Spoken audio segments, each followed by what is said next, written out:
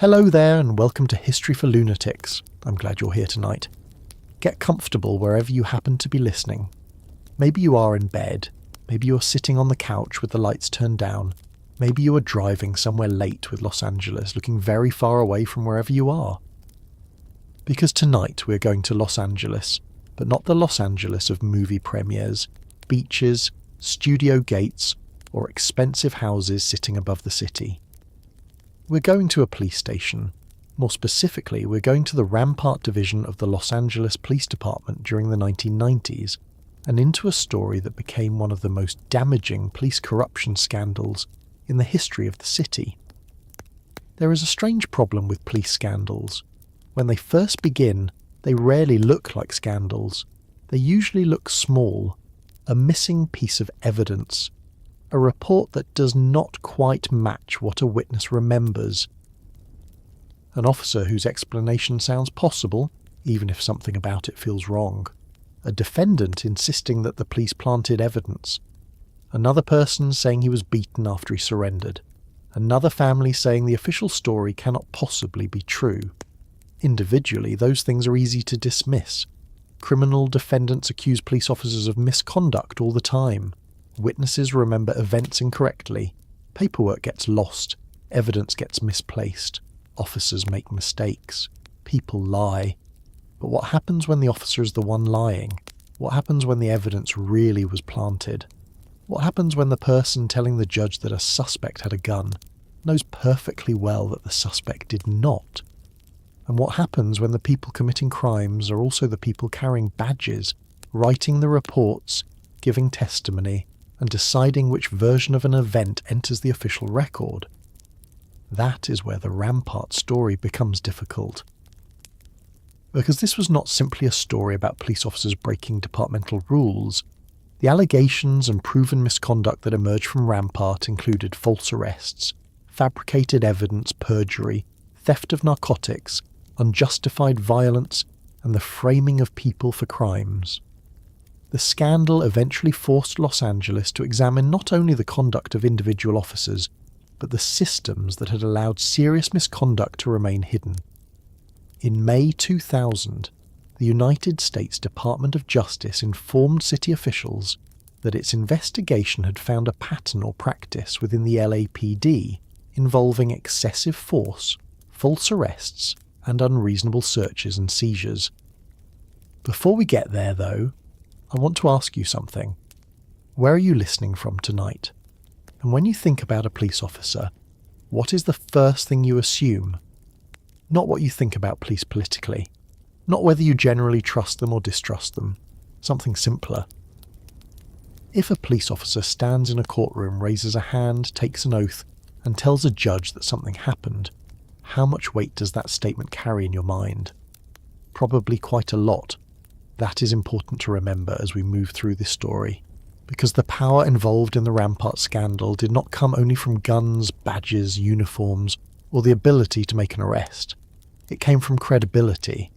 A police officer could write a sentence in a report, and that sentence might help determine whether another human being went home that night or entered the county jail. The officer could testify months later, repeat the same account under oath, and help turn that arrest into a conviction. Prosecutors relied on those reports.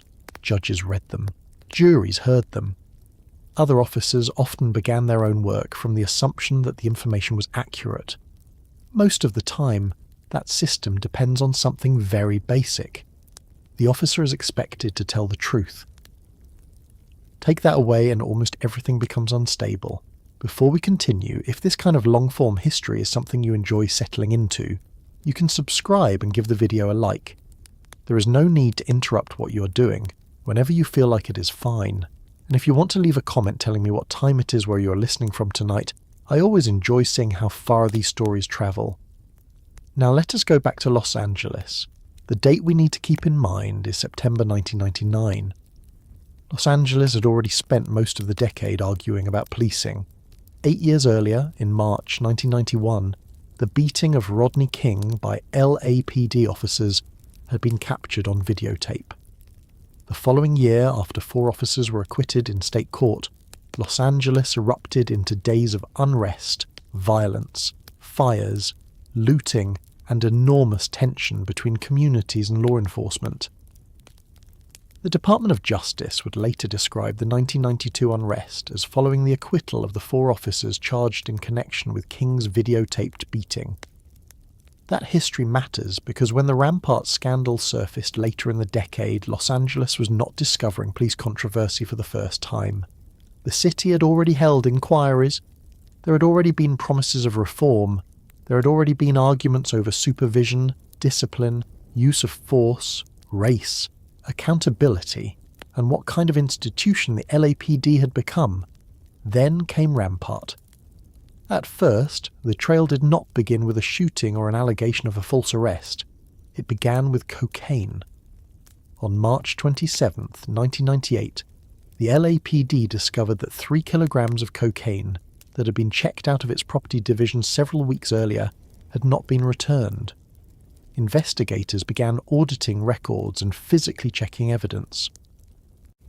According to the department's later account, investigators eventually determined that the cocaine really had been stolen and traced the theft to an LAPD officer named Rafael Perez, who had served in Rampart's anti-gang crash unit. Think about the location of that theft for a moment. This was not cocaine sitting unattended in an apartment. It was police evidence. It existed inside a system that was supposed to preserve it for criminal cases. Someone removing narcotics from an evidence facility was not simply stealing drugs. That person was using access provided by the police department itself. Perez was arrested on August 25, 1998. Prosecutors charged him in connection with the narcotics theft, and his first trial ended in December with a deadlocked jury and a mistrial. Investigators continued working after that trial and developed evidence of additional narcotics thefts. By then, Perez had resigned from the LAPD. If the story had stopped there, Rampart might have been remembered as a serious but contained case of one corrupt officer stealing drugs. A bad officer, a theft, a prosecution, end of story. It did not stop there. On September 8th, 1999, Rafael Perez reached a plea agreement. He pleaded guilty in the cocaine case and agreed to provide information about misconduct by other officers. According to the contemporary record, one of his earliest and most consequential disclosures concerned a man named Javier Ovando, who was sitting in prison after being shot by Rampart officers and convicted of assaulting them. Perez now said the official story of that shooting was false. We are going to spend much more time with Javier Ovando later, because his case deserves careful attention. For now, understand what Perez's statement meant to investigators. A former police officer was telling them that police testimony had helped send a man to prison for something that had not happened in the way officers claimed. That was no longer a narcotics theft. That was a threat to the integrity of the criminal justice system. Once an officer admits that one arrest was fabricated, investigators have to ask about the next arrest, then the one before that, then every report the officer wrote, every search, every gun recovered, every bag of narcotics booked as evidence, every use of force report, every courtroom appearance, every conviction in which his testimony mattered. And then there is the harder question. Who worked beside him? Perez's interviews expanded dramatically. Over months of debriefings, he made allegations involving numerous officers and described misconduct that he said occurred within specialised anti-gang policing. PBS's later reconstruction of the scandal reported that he implicated roughly 70 officers in misconduct, although accusations varied considerably and not every allegation resulted in charges, discipline, or proof of wrongdoing. That distinction is important. Rampart produced real, documented criminal conduct, but it also produced allegations that were contested, cases that failed, and continuing disputes over the reliability of Perez himself. That uncertainty is part of the history too. It would be easy to tell this story as though one man walked into a room, explained exactly what had happened, and every mystery was immediately solved. That is not what happened. Investigators were dealing with a witness who was himself a convicted criminal, an admitted liar. Perez had stolen narcotics, he had given false testimony.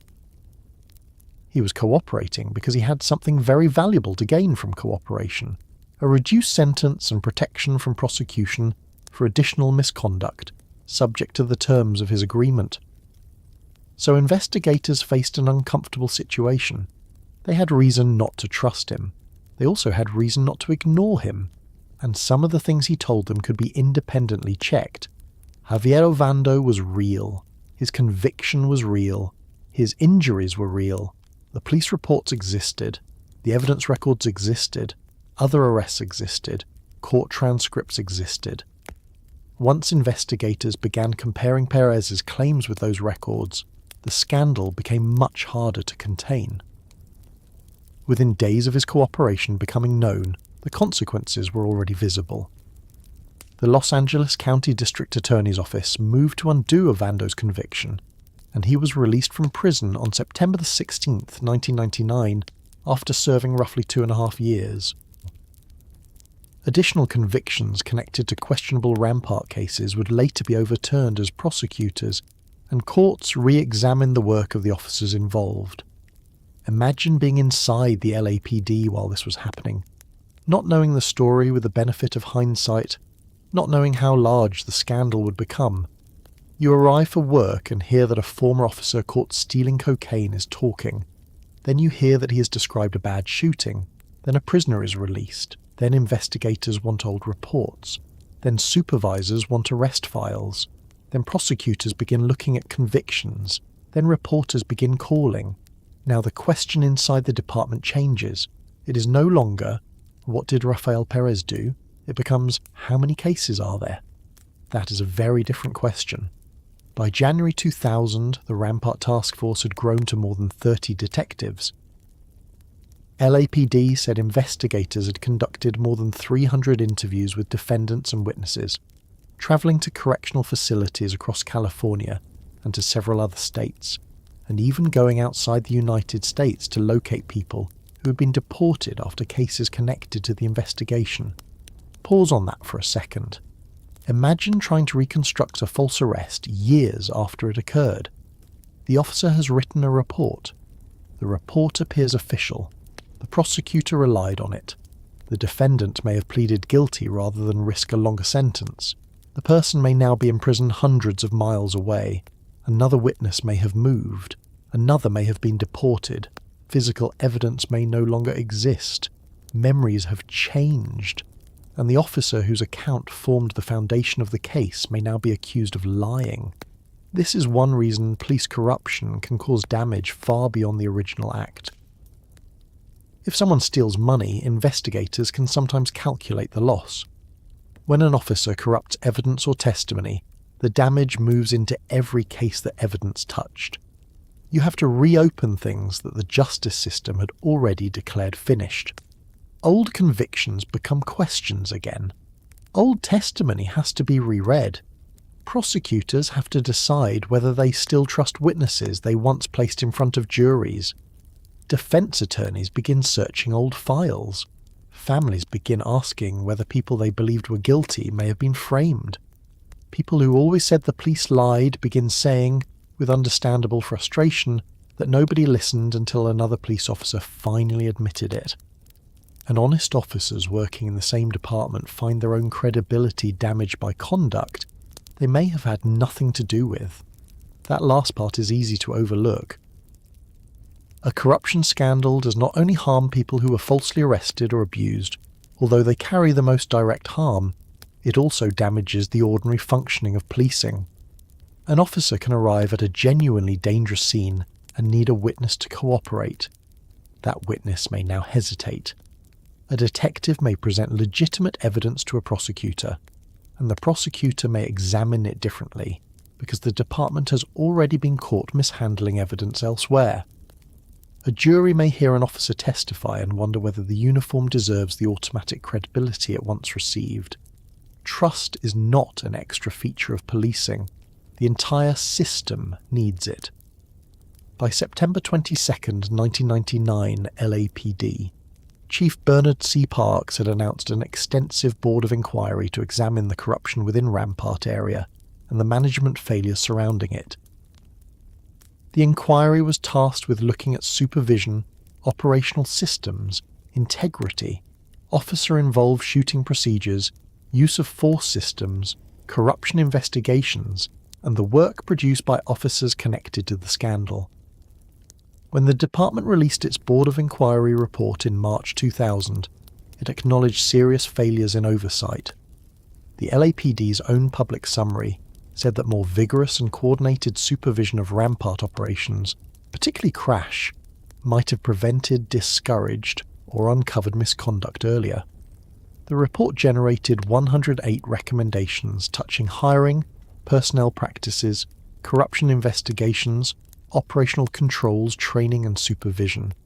Outside reviewers were not satisfied that the problem could be explained mainly through a small collection of rogue individuals.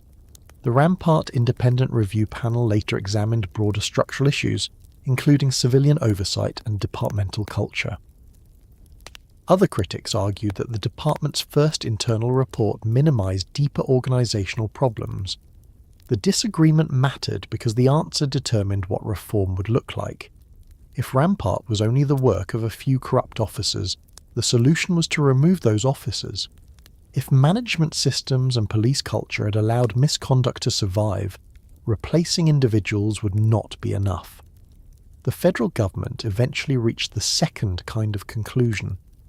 In May 2000, the Department of Justice told Los Angeles officials that it had determined the LAPD was engaging in a pattern or practice of excessive force, false arrests, and unreasonable searches and seizures. The city ultimately entered into a federal consent decree in 2001 that imposed extensive reforms involving supervision, use of force, searches and arrests, complaint investigations, gang units, integrity audits, training and civilian oversight. But all of that was still ahead on the night the scandal first began widening. So I want to bring the picture back down to a human scale. Forget the federal government for the moment. Forget the reports. Forget the television cameras. Picture a person sitting in prison in 1999. The state has told him that 2 police officers were telling the truth. A jury accepted the evidence. A judge imposed the sentence. The system moved on. Then one of those officers admits that the story was false. Now imagine everyone else in Los Angeles who had ever made the same claim. People who said a gun was planted. People who said drugs did not belong to them. People who said an officer hit them after they stopped resisting. People who said the report was wrong. Some of those people were certainly lying. Some were guilty of serious crimes. Rampart was an area where officers confronted genuine gangs, shootings, narcotics trafficking, robberies and violence. Contemporary LAPD records from the area show that gang-related shootings and homicides were not theoretical problems. Officers and residents were dealing with real violence on the streets, and that is precisely what makes the story more complicated. The Rampart scandal did not occur in a peaceful neighbourhood where police had invented the existence of crime. Crime was real. Gangs were real. Victims were real. Danger to officers was real. The central question is what happens when the existence of genuine crime becomes a justification for officers to decide that ordinary rules are obstacles. That idea can begin very quietly. You know this person is guilty. You simply cannot prove it. You know this gang member carries a gun. You just did not find one tonight. You know this suspect deserves to be in prison. Your search came up empty. Maybe the report needs to be adjusted slightly. Maybe an uncertain observation becomes a certain one. Maybe the officer beside you does something improper and you say nothing because he is your partner. Maybe everyone in the unit understands which rules are treated seriously and which rules are treated as paperwork. Nothing has to begin with someone deciding, tonight I am going to become a corrupt police officer. Institutions rarely break that neatly. Small violations become useful. Useful violations become habits. Habits become expectations. Eventually, the person who refuses to participate can become the unusual one. That is why we cannot understand Rampart simply by starting with Rafael Perez stealing cocaine. The cocaine opened the door. What investigators found behind that door had been developing inside a very specific police environment, and the name that keeps appearing in that environment is CRASH. Community Resources Against Street Hoodlums. It sounds almost harmless when you say the full name, like a city youth program someone might have invented in a conference room. It was not harmless. CRASH was the LAPD's specialised anti-gang operation, and by the 1990s its officers worked in some of the city's most difficult neighbourhoods. The federal reforms that followed Rampart would eventually devote an entire section to the management of gang units, including tighter eligibility standards, supervisory controls, and requirements intended to prevent the conditions that had contributed to the scandal. To understand why officers in Rampart were given so much latitude, why aggressive tactics could be rewarded, why supervisors sometimes failed to see what was happening, and why certain officers came to view themselves differently from ordinary patrol cops, we need to understand the place where they worked and the unit they belonged to. So stay in Los Angeles for a little longer. It is the 1990s. You're west of downtown. There are apartment buildings packed closely together, neighbourhoods divided by gang territory, officers carrying lists of names and nicknames, patrol cars moving through streets where a few blocks can matter, and an anti-gang unit whose members are beginning to develop a reputation. Some people in the neighbourhood fear the gangs, some fear the police, some fear both. And inside Rampart Division, CRASH officers are being told to do one of the hardest jobs in Los Angeles: get the gangs off the streets. The methods they chose, the culture that grew around those methods, and the amount of freedom they were given are where the next part of this history really begins. To understand why Rampart became the place where this scandal grew, we need to go back before Rafael Perez stole cocaine, before Javier Ovando was released from prison, and before Los Angeles officials were forced to explain how officers had been able to falsify arrests and testimony. We need to look at the neighbourhood, the police division responsible for it, and the anti-gang unit that developed inside that division. Rampart was not a large section of Los Angeles geographically. Around the time the scandal became public, the police division covered roughly 7.9 square miles immediately west of downtown Los Angeles. Yet close to 300,000 people lived within that relatively small area, making it one of the most densely populated parts of the city. The district included neighbourhoods around MacArthur Park and Pico Union, and contained a large immigrant population, particularly families who had arrived from Central America. It was crowded, economically strained in many places, and during the 1980s and 1990s it also became associated with intense street gang activity, narcotics markets, shootings, and violent crime. That last point matters because it is easy to tell the Rampart story backward. Once you know that police officers committed serious misconduct there, it becomes tempting to imagine that every crime problem cited by the police was an excuse invented later. It was not. Residents of Rampart lived with genuine violence. Store owners dealt with gangs operating near their businesses. Families lived on streets where territorial disputes could turn dangerous. Police officers responded to real shootings, real robberies, real drug dealing, and real homicides. Many residents wanted aggressive action against gangs because they were the people living closest to the consequences. The conflict was not simply police on one side and the neighbourhood on the other. A mother trying to keep her son away from a gang might want more officers on her street.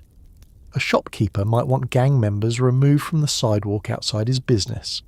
Another resident might fear both the gang members and the officers assigned to control them. Someone could support stronger policing and still believe that a particular officer had treated him illegally. Rampart contained all of those positions at the same time. During the mid-1980s, gang and drug activity in the area increased sharply enough that Rampart developed a reputation as one of Los Angeles' most difficult police assignments. According to later accounts compiled during the examination of the scandal, the division experienced extremely high levels of homicides, narcotics activity, and arrests for violent crime. The LAPD had already created a specialised response to the city's gang problem. The name was CRASH, It stood for Community Resources Against Street Hoodlums. The wording sounds almost strangely bureaucratic now, but the purpose was direct. Beginning in the late 1970s, the LAPD established specialised anti-gang teams intended to concentrate on street gangs, instead of treating gang activity as one more responsibility of ordinary patrol officers. Crash units eventually operated across the city's police divisions, including Rampart. The reasoning behind them was easy to understand. A patrol officer might encounter dozens of unrelated situations during one shift: a domestic dispute, a burglary alarm, a traffic collision, a robbery, a person with a weapon, a missing child, a noise complaint. Gang policing required a different kind of knowledge. Officers needed to know which gangs operated on which streets. They needed to recognise names, aliases, affiliations, rivalries, tattoos, vehicles, gathering places, and changes in territory. They needed to know which shooting might be retaliation for another shooting several days earlier. They needed to know which person appearing beside one gang member today had been associated with someone else last month. Crash officers were supposed to develop exactly that knowledge. Former LAPD Chief Daryl Gates later described the intended crash officer as someone willing to deal directly with gang members, someone who was not intimidated by them, and who could learn how they operated. The units were expected to gather intelligence and maintain close familiarity with the gangs inside their assigned areas. That meant crash officers did not wait only for emergency calls. Their work was proactive. They went looking for gang members. They stopped people. They questioned them. They collected information. They checked probation and parole conditions. They watched known gathering places. They learned who associated with whom. They built files. They made arrests when they found weapons, narcotics, outstanding warrants, or other evidence of crimes. From a police perspective, this produced an obvious advantage. The officer arriving after a shooting did not have to begin from zero. Someone in Crash might already know the victim, the likely rival gang, the nicknames of possible suspects, and where those suspects usually spent their evenings. Knowledge was power, and Crash accumulated a great deal of it. There was another effect, though. The longer an officer worked the same gangs, the more personal the relationship could become. An ordinary patrol officer might arrest a man once and never encounter him again. A crash officer could encounter the same person repeatedly for years. He might know the man's brother, girlfriend, friends, enemies, parole officer, tattoos, car, and usual street corner. The gang member might know the officer just as well. Sometimes that familiarity helped police gather useful intelligence. Sometimes it produced hostility. Sometimes it produced an atmosphere where officers and gang members came to see each other as permanent opponents, rather than as police officers and citizens meeting in individual legal circumstances. And that distinction becomes very important in Rampart. Imagine being a young crash officer in the 1990s. You work evenings and nights in a neighbourhood with real gang violence. You may respond to shootings in which victims are barely out of adolescence. You may chase armed suspects through alleys. You may arrest someone carrying a loaded handgun and then see that person back in the neighbourhood later. You work beside a small group of officers who understand exactly what those situations feel like. Your partners become extremely important to you. They are the people beside you when someone runs. They are the people following you through a doorway. They are the people you trust to notice a weapon before you do. That kind of police work naturally creates loyalty. The problem begins when loyalty to the group becomes stronger than loyalty to the rules governing the group. That did not happen to every crash officer. It would be historically wrong to treat everyone assigned to crash as corrupt, simply because later investigations uncovered serious corruption within Rampart. Many officers worked anti-gang assignments without being accused of crimes, and many accusations that emerged during the scandal were never proven. But investigators eventually concluded that the structure surrounding Rampart crash created opportunities for misconduct to survive. The LAPD's own Board of Inquiry, released in March 2000, blamed criminal behaviour by individual officers, but also identified significant management failures. The department acknowledged problems involving inexperienced personnel, inadequate supervision, personnel practices, operational controls, and the improper use of confidential informants. The inquiry ultimately produced 108 recommended changes to LAPD policies and procedures. That report is useful because it allows us to look backward at the unit before the scandal. Crash was supposed to be specialised work, yet the department later concluded that some officers assigned to sensitive anti-gang duties did not have the level of experience such work should have required. Think about why that matters. Specialised officers receive greater freedom partly because they are assumed to possess greater judgment. If you tell an officer to gather intelligence, make proactive contacts, develop gang sources, and operate in situations that supervisors cannot personally observe every minute, you are giving that officer discretion. Discretion itself is not corruption. Police work requires it. But discretion without careful supervision creates room for an officer to make decisions that nobody examines until something goes badly wrong. One of the strongest indications of what officials believed had failed can be found in the rules imposed after Rampart. Under the federal consent decree that followed the scandal, officers entering gang units had to meet formal experience and integrity standards. Supervisors also had to meet experience requirements. Gang unit assignments were limited in duration. Supervisors were required to maintain a daily presence in the field and take an active role in operations.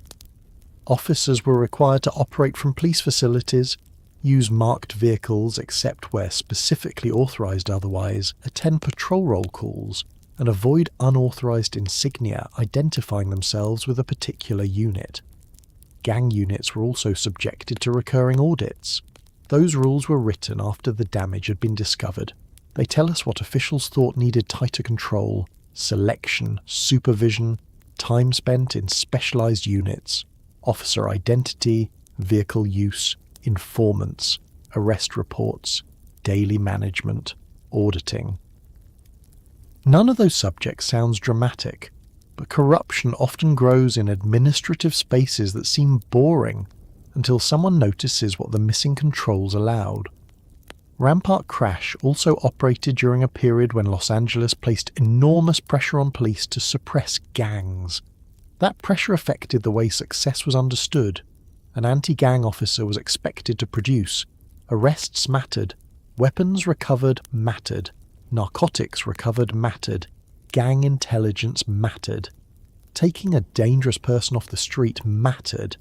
The officer who aggressively searched for gang activity could appear more useful than the officer who spent the evening waiting for a radio call. You can see how the incentives could become complicated. Suppose two officers stop someone they strongly believe belongs to a gang. They search him. They find nothing. Legally, that may simply be the end of the encounter. Professionally, however, the officers may feel that they have accomplished nothing. The person they believe is dangerous walks away. No gun, no drugs, no arrest, no report demonstrating a major result. A good officer accepts that outcome because suspicion is not evidence. A corrupt officer can decide to manufacture a different outcome. That gap between knowing, believing and proving becomes one of the most important spaces in the entire Rampart scandal. Crash officers were dealing with people they often believed were involved in criminal activity, even when they did not have evidence of a specific crime at that moment. That could create the temptation to treat legal procedure as an obstacle, rather than the central requirement of police work. If you believe the person is guilty anyway, planting evidence can begin to feel less like framing an innocent person, and more like helping the system reach the result you think it should have reached. That reasoning is still criminal, but it helps explain how misconduct can become normalised inside a tightly bonded group. The officer does not have to think of himself as someone helping criminals. He can tell himself that he is doing the opposite. He's putting bad people in prison. He is protecting the neighbourhood. He is doing what prosecutors and judges are too restricted to do. He's making the streets safer. Once that idea takes hold, rules become negotiable. Then the next officer has to decide whether to object. That may sound like an easy choice from outside the police station.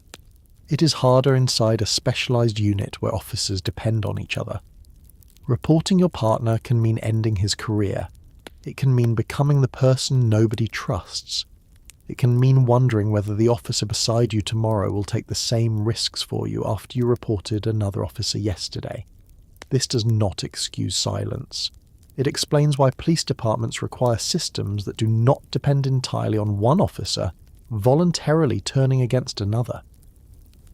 Rampart's later reforms placed enormous emphasis on supervisors, complaint systems, audits, report review, integrity tracking, and the duty to report misconduct precisely because informal trust was not enough.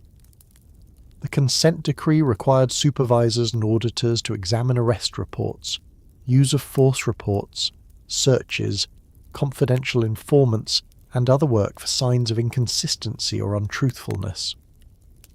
By the middle of the 1990s, crash had also become connected to another major anti-gang strategy in Los Angeles, civil gang injunctions.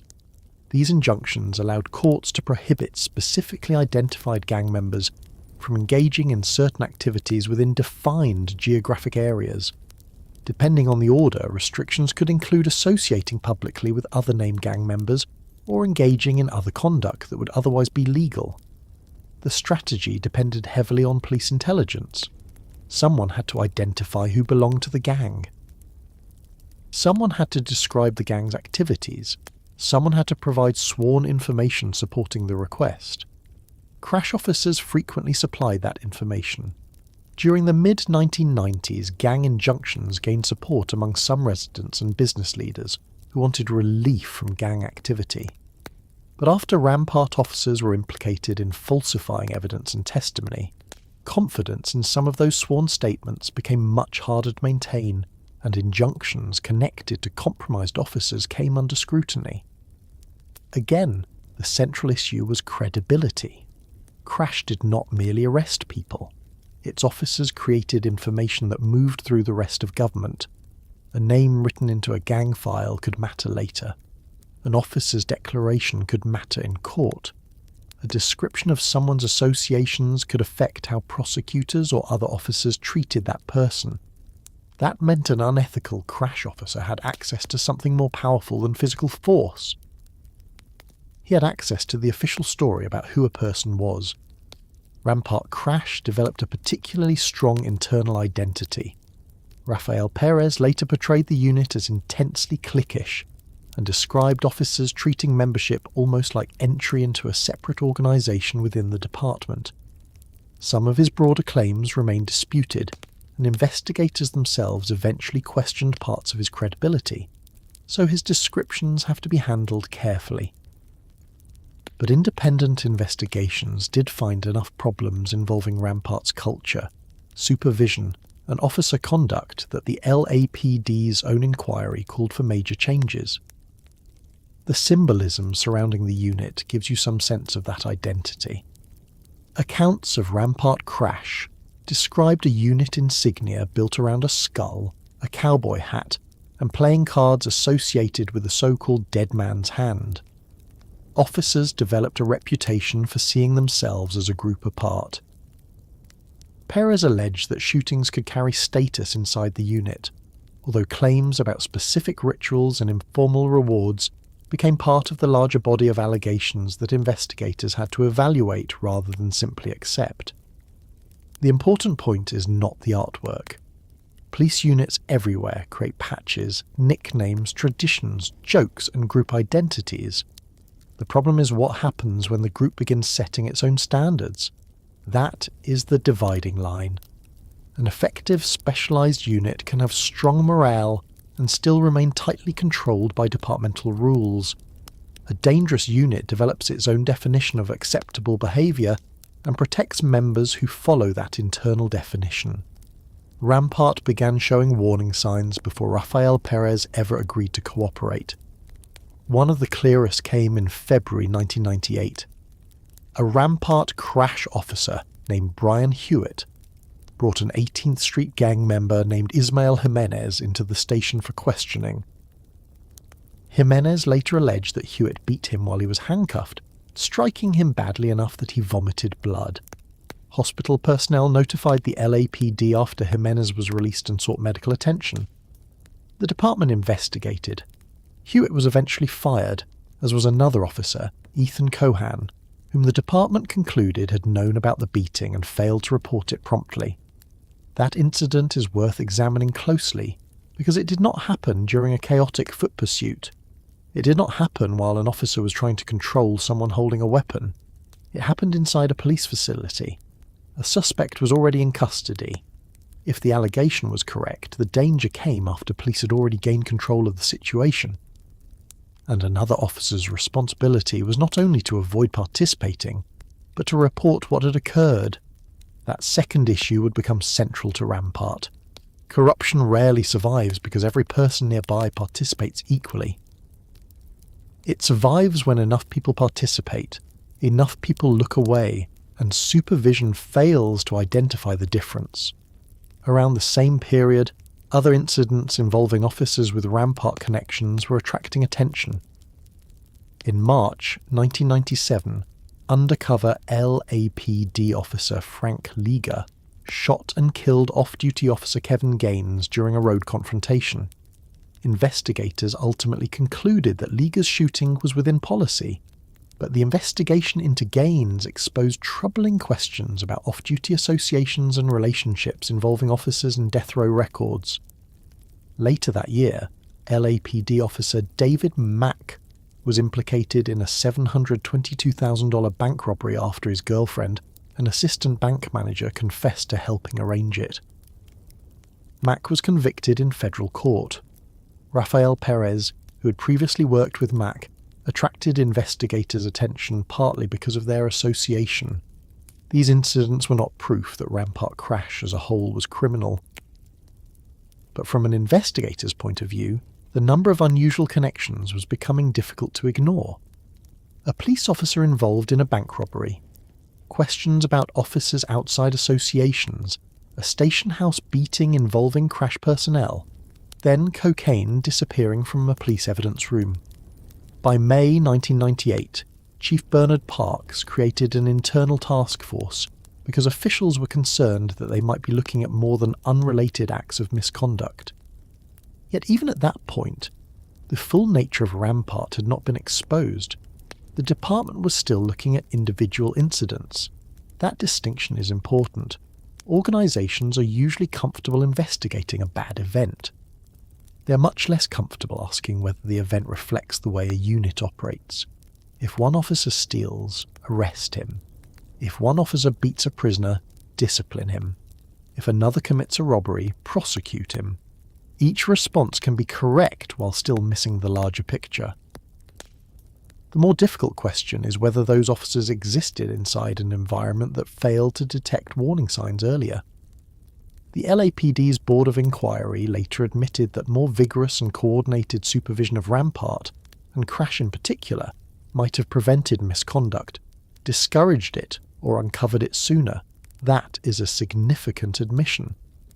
Because by then the department knew what the public did not know during most of the 1990s. The anti-gang officers of Rampart had been given a difficult mission in one of the city's most difficult areas. Some became extremely effective at navigating that world. Some also became too comfortable inside it. The lines between watching gang members, controlling them, intimidating them, using them as sources, arresting them, and in some cases breaking the law themselves began to blur for certain officers. Residents had already complained about crash tactics before the scandal became national news.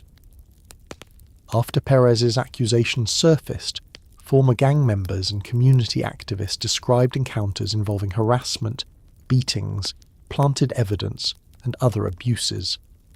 Those accounts did not prove every allegation, and Perez himself was far from a reliable witness in every respect. But the later discovery of documented false arrests and fabricated evidence meant those earlier complaints could no longer be dismissed automatically as the predictable objections of people angry about being arrested. That changed the meaning of the past.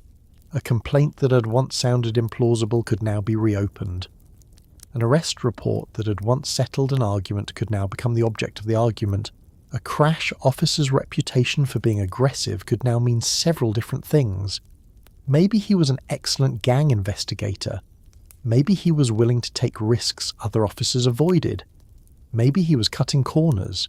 Maybe he was doing something criminal. The difficulty was determining which one, and that is why Rafael Perez became so important. He was not an outsider accusing Crash of abuse. He had been inside it. He understood its habits. He knew its officers. He knew how reports were written. He knew which arrests had looked clean on paper. He also knew, according to his later admissions, which ones were not clean at all. Perez had joined Rampart Crash in the mid-1990s after earlier LAPD assignments that included narcotics work. He entered a unit where aggressive anti-gang policing was already well established, and where officers were expected to know the people they police closely. At first, there was nothing about his presence that announced what was coming. He was another LAPD officer working one of the department's specialized assignments. He wore the badge. He wrote reports. He testified. He made arrests. He worked with partners who had no reason, at least publicly, to expect that his name would eventually become inseparable from the largest corruption investigation the department had faced. Then officers investigating missing cocaine began examining him. And once they looked closely enough at Rafael Perez, they were no longer examining only a stolen package of drugs. They were beginning to examine the culture that had surrounded him. That meant going back through arrests, going back through shootings, going back through statements made under oath, going back through the officers who had worked beside him. And among all of those cases was one encounter from October 1996 involving Perez, his partner Nino Durden, a young man named Javier Ovando, and a gun that police said Ovando had pointed at them. The official version had already sent Ovando to prison. For several years that version stood. Then Rafael Perez began talking about what had actually happened inside that room. By the time Rafael Perez became the name at the center of the Rampart scandal, he had already spent nearly a decade inside the Los Angeles Police Department. He was not someone who had wandered into police work reluctantly, and he was not remembered as an obvious problem from the beginning. The version of Perez that later emerged in courtrooms, internal investigations, newspaper stories, and recorded interviews was very different from the young officer who entered the department in 1989. Perez was born in Puerto Rico and spent part of his childhood in New Jersey, before his family moved to Philadelphia. After high school, he joined the United States Marine Corps. He later told reporters that becoming a police officer had been an ambition he carried for years. A military transfer and marriage eventually brought him to Southern California, and in 1989 he joined the LAPD. People who knew him during his early career described an officer who was capable, personable, and well regarded.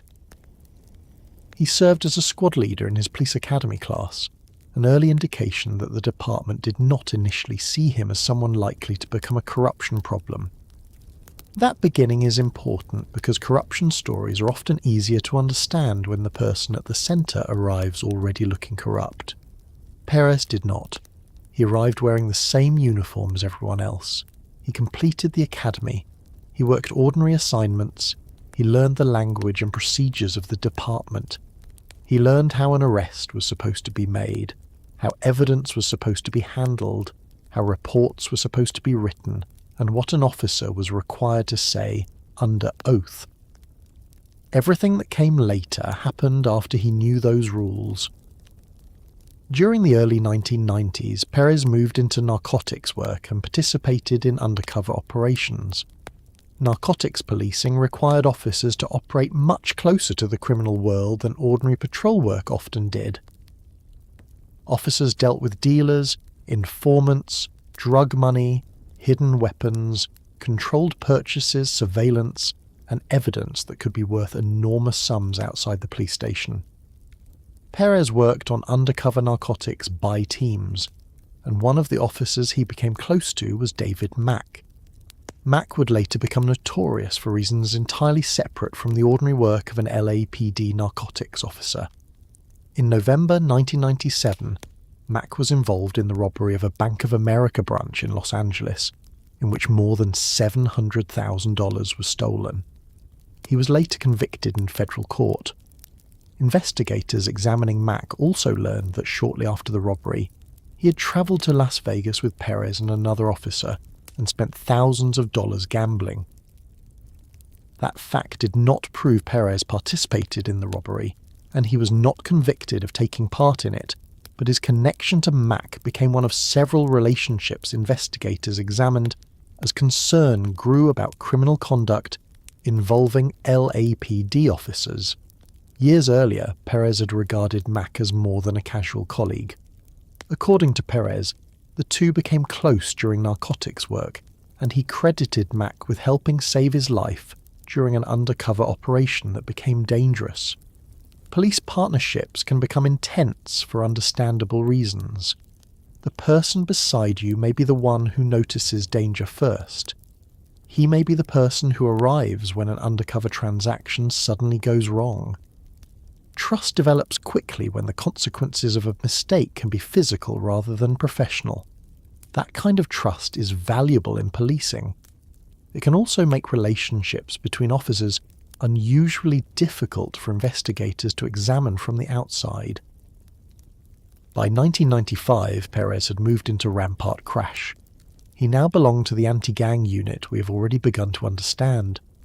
The job placed officers into repeated contact with gang members, narcotic suspects, parolees, informants, and people living in some of the most heavily policed neighborhoods west of downtown Los Angeles.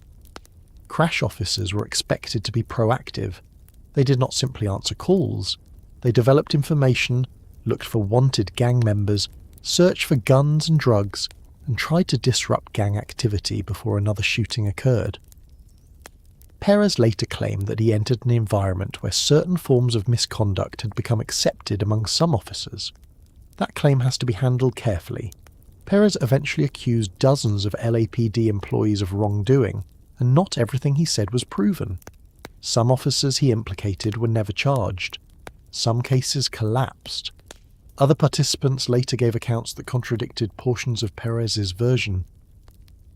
His credibility became one of the central problems in the investigation, because the man exposing police dishonesty was also admitting that he himself had lied repeatedly. But there were parts of his story that investigators could verify. There were stolen drugs, there were false reports, there were fabricated arrests, there was false testimony, there were people whose convictions eventually had to be overturned, and there were crimes Perez himself eventually admitted committing. That distinction will matter throughout everything that follows. We do not have to believe every allegation Rafael Perez made to understand that the corruption he personally confessed to was already serious. According to Perez, his own misconduct did not begin with walking into the police property room and stealing kilograms of cocaine. He described a progression. He said officers could take money during searches, evidence could be manipulated, reports could be written to make an arrest appear lawful. Weapons could be placed where officers needed them to be. A suspect could be described as threatening even when the actual encounter had been different.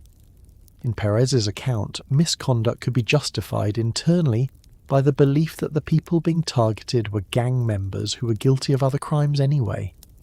His former partner, Nino Durden, later disputed Perez's attempt to place responsibility for the beginning of some of their misconduct on Durden, saying instead that Perez had been the instigator. Durden did, however, eventually acknowledge participating with Perez in serious crimes, including fabricating evidence, false arrests, and false testimony. That disagreement tells us something useful. Even two officers who admitted criminal conduct could not be trusted to tell the same story about who started it. Each had reasons to minimize his own responsibility. Each understood that prosecutors were evaluating cooperation. Each understood that years in prison could depend on what investigators believed. So when we enter the hidden world behind the badge, we have to keep two separate ideas in mind at the same time. Perez knew things outsiders could not easily know. Perez was also a liar. Those statements do not cancel each other. They are what made the investigation so difficult. The event that finally exposed him began inside the LAPD's own evidence system. In March 1998, the department discovered that 3 kilograms of cocaine were missing from its property division. The narcotics had been checked out but had not been properly returned. Investigators began tracing the paperwork used to remove them. The trail led toward Rafael Perez. Police evidence rooms depend heavily on records.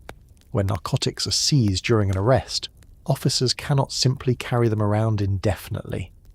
The drugs are weighed, packaged, identified, booked, and stored. If the evidence is needed later for court, there has to be a record showing who removed it, why it was removed, and what happened to it afterward. This is called maintaining the chain of custody. It sounds administrative because much of policing is administrative, but the entire criminal case may depend on it. If a prosecutor tells a jury that the white powder being displayed in court is the same cocaine taken from a defendant months earlier, there must be a reliable record connecting those two moments. Perez understood that system. According to LAPD investigators, he used another officer's identity to remove 3 kilograms of cocaine from police property, supposedly for court purposes. The court purpose was not legitimate. Investigators later uncovered additional suspicious narcotics transactions and concluded that Perez had stolen still more cocaine. The method revealed something troubling about the kind of corruption investigators were confronting. Perez did not have to break into the building. He did not need to threaten a clerk. He did not need to arrive in the middle of the night wearing a mask. His police knowledge gave him another way. He understood what paperwork would make the transaction look normal. He understood why officers removed evidence. He understood the routines well enough to exploit them. This is one of the reasons insider corruption can be so difficult to detect. The corrupt person does not attack the institution from outside. He uses the institution's own procedures because he knows exactly where trust has replaced verification. The missing cocaine was discovered in late March. By early May 1998, Chief Bernard Parks had established a task force because investigators were beginning to worry that misconduct involving LAPD officers might extend beyond a single event. The inquiry was developing against a background that included David Mack's bank robbery, the beating allegation involving Rampart crash officer Brian Hewitt, and the missing narcotics. The investigators who concentrated on Perez began building a criminal case around the evidence thefts. On August 17, 1998, the Los Angeles County District Attorney's Office filed charges against Perez that included possession of cocaine for sale, grand theft, and forgery. 8 days later, on August 25th, detectives arrested him. A detail from the arrest became famous later. According to the subsequent chronology of the investigation, when detectives stopped Perez, he asked whether the arrest concerned the bank robbery. It did not. They were there because of the cocaine. You can understand why that question caught investigators' attention. A police officer about to be arrested apparently believed detectives might be approaching him about a bank robbery committed by another police officer with whom he had been closely associated. It did not establish that Perez had participated in the robbery, but investigators now knew that his mind had gone there immediately. They continued looking. Perez went to trial in December 1998. The prosecution presented witnesses and evidence concerning the narcotics theft. After several days of deliberations, the jury could not reach a unanimous verdict. The result was a mistrial. According to the LAPD's later account, 27 prosecution witnesses and 5 defense witnesses had testified. The deadlocked jury meant Perez had not been convicted, and prosecutors prepared to try him again. For Perez, that first mistrial could have looked like an escape. It became the opposite. Investigators used the time before a retrial to examine additional evidence transactions. They found more suspicious cocaine movements. They looked for occasions when Perez had removed narcotics from storage. They compared court records with the reasons recorded for taking evidence out. The LAPD later stated that investigators found occasions when Perez had checked narcotics out of the property system for court cases that did not exist and conclusively connected him to the theft of additional cocaine. PBS's reconstruction of the investigation described detectives discovering drug switches in which cocaine was removed and a substitute material was placed in its position. This changed Perez's position. One jury had failed to convict him, but the evidence against him was becoming larger rather than smaller. Additional charges followed. He resigned from the LAPD while the investigation continued. Think about what that meant for him personally. A man who had spent years carrying a badge was now facing prosecution by the same criminal justice system he'd helped operate. The reports were no longer his reports. They were reports about him. The detectives were not his partners. They were building a case against him. The evidence room he had once used as an officer had become the centre of the prosecution. And prosecutors now had something they wanted from him that could be more valuable than a conviction for stolen cocaine. Information. On September 8th, 1999, Rafael Perez accepted a plea agreement. He pleaded guilty in connection with the cocaine thefts and agreed to provide truthful information about corruption and criminal activity involving himself and other officers. Contemporary accounts reported that the agreement provided for a 5-year prison sentence and gave him substantial immunity for additional misconduct he disclosed, although murder was excluded. That agreement transformed the investigation. Before September 8th, Perez was primarily a suspect. After September 8th, he became a source, not a clean source, not a disinterested source. A source whose freedom depended partly on the usefulness and truthfulness of what he could tell investigators. That gave him a powerful reason to cooperate. It also gave investigators a powerful reason to verify everything. The first expectation appears to have been relatively limited. Investigators knew Perez could provide information about several officers and at least a small number of serious incidents. But his account expanded far beyond those early expectations. Over approximately 9 months, Perez met investigators dozens of times. PBS later reported that the debriefings produced more than 4,000 pages of sworn testimony, and that Perez eventually implicated roughly 70 officers in criminal or administrative misconduct. He did not simply sit down once and give a speech. Investigators took him through cases. They reviewed arrests. They looked at officers. They compared his memory with reports and records. At one stage, more than 1,500 arrests were reviewed, and Perez identified dozens of cases he said contained significant problems, many involving himself and Nino Durden. This is where the scale becomes easier to understand. Imagine taking 10 years of police work and asking someone to identify which portions were false, not which portions contained mistakes, which portions had been intentionally manufactured. Perez described arrests in which suspects were allegedly framed. He described false testimony. He described officers covering for one another. He described unnecessary violence. He accused officers of stealing money or narcotics.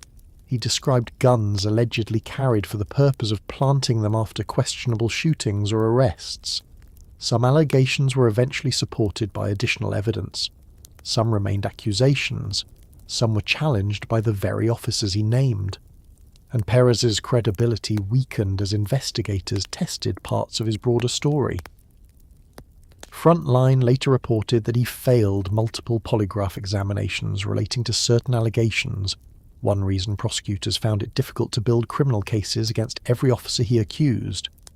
That complication is often lost when the Rampart scandal is summarized in a sentence.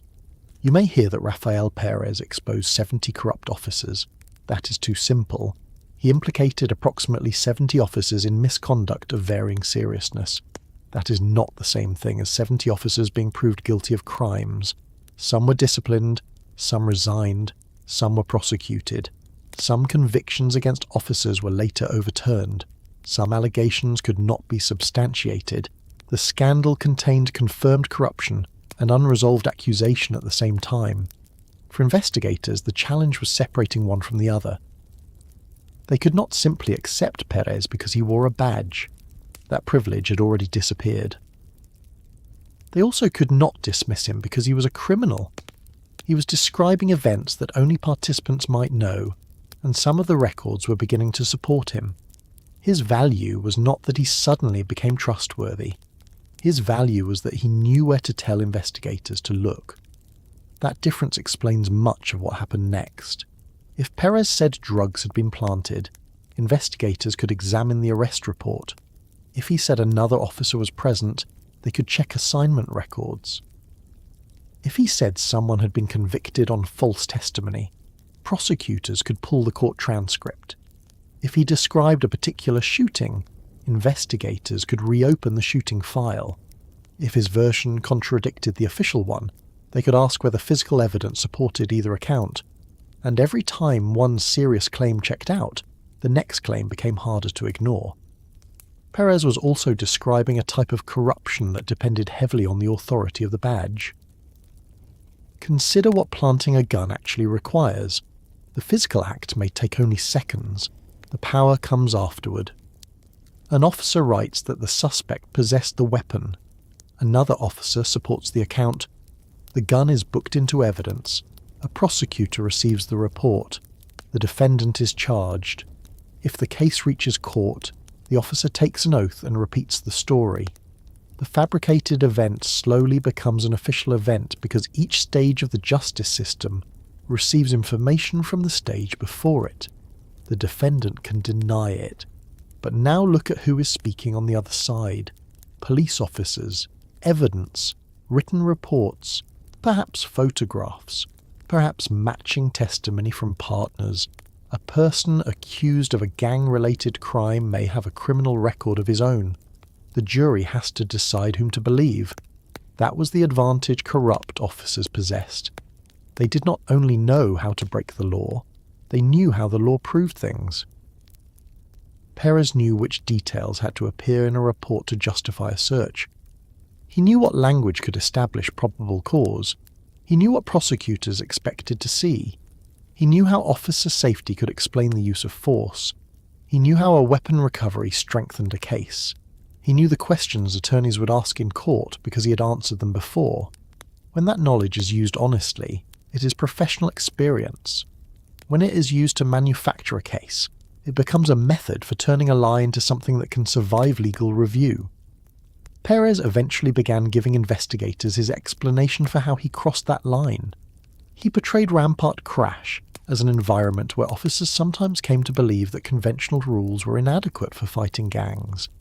He described an internal culture in which aggressive officers could gain status, and misconduct could be hidden behind reports written by people who knew exactly how those reports would be evaluated. His larger characterization of the unit became controversial, particularly when other officers and even admitted participants disputed how widespread the behaviour had been.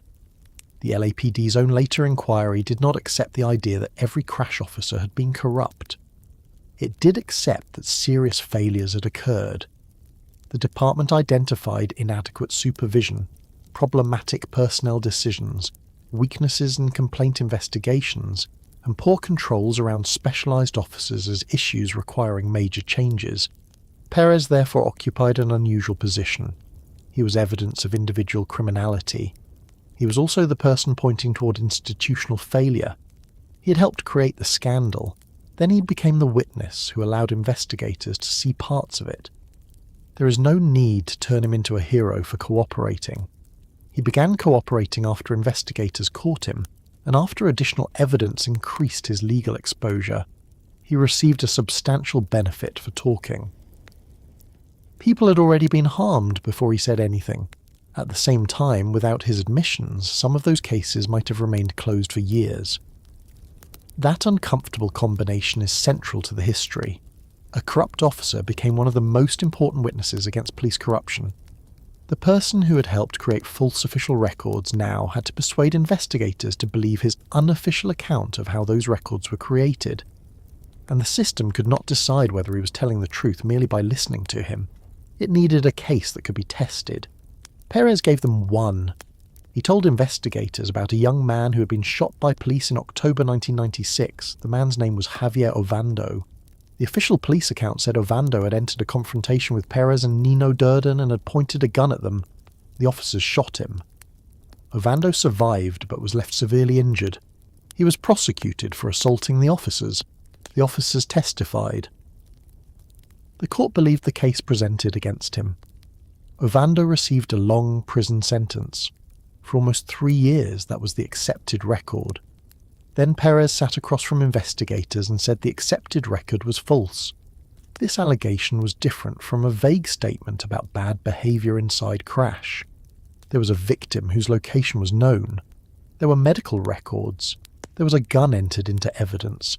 There were reports carrying officers' names. There was sworn testimony. There was a conviction. There was a sentence. Investigators could reopen all of it.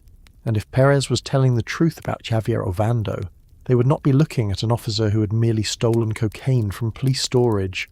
They would be looking at officers who had shot a man, planted a weapon, created a false criminal case, testified against him, and watched while he was sent to prison. That was the moment the hidden world Perez was describing could be compared directly with the world the LAPD had written down on paper. The two versions were about to collide. On October 12th, 1996, Rafael Perez and Nino Durden were working inside an apartment building near 12th and Lake Streets in Los Angeles. Both men were officers assigned to Rampart crash, and according to the official account they later gave investigators, prosecutors, and a jury, they were using an apartment as an observation post while monitoring gang activity in the neighbourhood.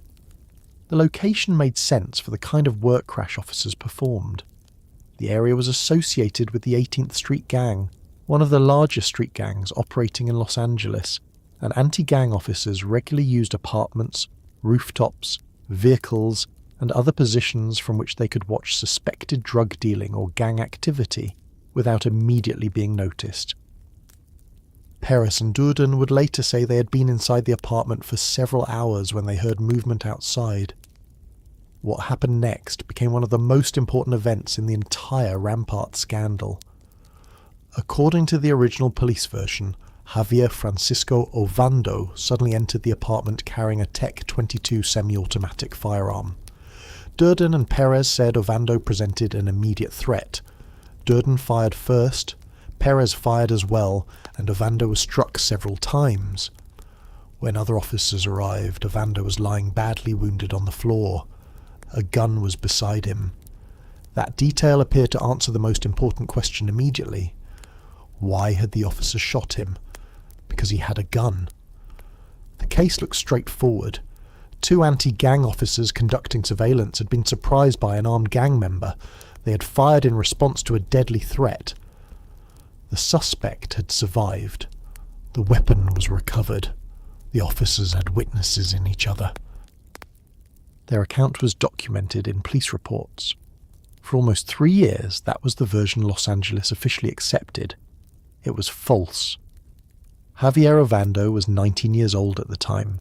He was an admitted member of the 18th Street Gang, something prosecutors would later use against him, but he had no prior felony convictions. The shooting left him paralysed from the waist down. He had been struck in the chest and neck area, with accounts of his injuries also describing a severe wound involving his head. Whatever else could be disputed later, there was no dispute about the physical result. Ovando entered that building able to walk. He left it with injuries that would permanently change his life. The police did not initially treat him primarily as a victim of a shooting. They treated him as the offender. Ovando was charged with 2 counts of assault on police officers and another firearm-related count. The foundation of the case was the testimony of Perez and Durden and the weapon that had been recovered beside him. Before we go further, consider how difficult Ovando's position was. He had been shot by 2 police officers. The officers said he had tried to attack them. A gun had been recovered beside his body. Both officers told essentially the same story. Ovando was a known gang member. He had serious injuries and initially remembered little about what had happened. If you are a prosecutor receiving that case in 1996, there is nothing immediately ridiculous about the police version. Crash officers encountered armed gang members. Gang members did sometimes attack police officers. Weapons were regularly recovered during gang arrests. Two officers saying the same thing carried enormous weight. The physical evidence appeared to support them. The legal system did what it was designed to do when presented with apparently reliable police evidence. It moved forward. At a preliminary hearing on November 26, 1996, Perez testified about the shooting. He said that he and Durden had been working from the observation location when Ovando appeared with the Tech-22. Durden fired. Perez fired. Ovando was hit 4 times. Backup officers then found him bleeding on the floor with a weapon nearby. The story was specific. Specific stories are persuasive. There was a location. There was a weapon. There was an apparent motive. There were 2 officers. There were bullet wounds that matched the fact that the officers admitted firing. Nothing about the case required Perez and Durden to deny shooting Ovando. They only needed to control the reason for the shooting. That is an important distinction. A fabricated police case does not always require inventing an event from nothing. Sometimes the event really happened. The gunshots were real. The injuries were real. The apartment was real. Perez and Durden really had been there. Ovando really was associated with a gang. The lie involved the few seconds that explained why the officers had pulled their triggers. If they could make those seconds appear lawful, almost everything that followed could be made to look lawful too. Ovando's trial began in Los Angeles County Superior Court in February 1997. By then, he had begun telling his attorney that he had not possessed a gun and had been shot without justification. His defense lawyer faced a difficult decision over whether to put him on the witness stand. Ovando's gang membership could be used to attack his credibility, while Perez and Durden would appear before the jury as LAPD officers describing an armed attack against them. His attorney ultimately did not have him testify. Perez testified. Durden testified. They repeated the story. They said Ovando had been armed. They said they had fired because they were threatened. The prosecution argued that Ovando had entered the observation post intending to attack officers who were interfering with gang and narcotics activity in the neighbourhood. From the jury's perspective, the decision depended heavily on credibility. On one side were 2 police officers. On the other was a badly injured defendant associated with the 18th Street gang, who was claiming that the police account was false. And beside the defendant in the apartment, according to the officers, there had been a gun. On February 20th, 1997, the jury convicted Javier Ovando. The punishment was severe. He received a sentence of 23 years and 4 months in prison. The judge declined to show leniency, in part because Ovando had expressed no remorse for an attack that he continued to insist he had not committed. That detail became especially disturbing after the truth began to emerge. Imagine being told that your refusal to confess to something you did not do demonstrates a lack of remorse. Ovando maintained that he had not attacked the officers. From the court's perspective, that position could look like refusal to accept responsibility. From Ovando's perspective, accepting responsibility would have meant admitting the police story was true. The same denial could therefore mean 2 completely different things depending on which version of events you believed. The judge believed the officers. Ovando went to prison. Perez and Durden returned to police work. There was no major scandal. There was no immediate reinvestigation. The shooting passed through the department's review process. Contemporary reporting noted that an LAPD review determined the officers' use of force was within policy. The official evaluation praised their conduct based on the information available at the time. That point deserves attention. The system did not merely fail to discover what had happened. Parts of the system validated the officers. The shooting was reviewed. The criminal prosecution succeeded. A jury convicted Ovando. A judge imposed a lengthy sentence. The official police record supported Perez and Durden. Each successful stage made the previous stage appear more credible. If someone later looked at the file without knowing what Perez would eventually confess, The file itself would suggest that the matter had already been examined thoroughly. Officer-involved shooting, reviewed, charges filed, preliminary hearing, trial, conviction, sentence, closed. For nearly 3 years, Javier Ovando sat in prison while that version remained intact. Then Rafael Perez was caught stealing cocaine. After Perez's first drug theft trial ended without a verdict, and investigators developed additional evidence against him, he entered a plea agreement on September 8, 1999. Part of the agreement required him to disclose misconduct involving himself and other officers. 2 days later, investigators began questioning him in detail. One of the first cases Perez wanted to discuss was Javier Ovando. This time, Perez told a completely different story. He said he and Durden had been inside the apartment at night. Perez was positioned near a window, and Durden was closer to the door. Perez said he heard Durden react to something outside. He approached. There was a man near the doorway. Durden had drawn his weapon. Perez drew his own. According to Perez, he never saw a gun in Ovando's hands. Durden fired. Perez fired too. Perez initially remembered firing a single round, but later acknowledged that he had fired 3. Ovando fell. Then, according to Perez, Durden left the apartment. When he returned, Perez said, Durden was carrying something wrapped inside a dirty red cloth. It was a gun. Perez said the weapon had been recovered during an earlier police operation and had not been properly booked into evidence. The serial number had been removed. Perez told investigators that the firearm had effectively been kept as a weapon that could be planted if officers found themselves needing to explain a questionable encounter. The weapon was placed near Javier Ovando. From that point forward, the shooting had a justification. The gun changed everything. Without it, investigators arriving at the scene would have found 2 police officers standing over an unarmed 19-year-old they had just shot. With it, they found officers who appeared to have defended themselves against an armed suspect. That is why the idea of a planted gun was so serious.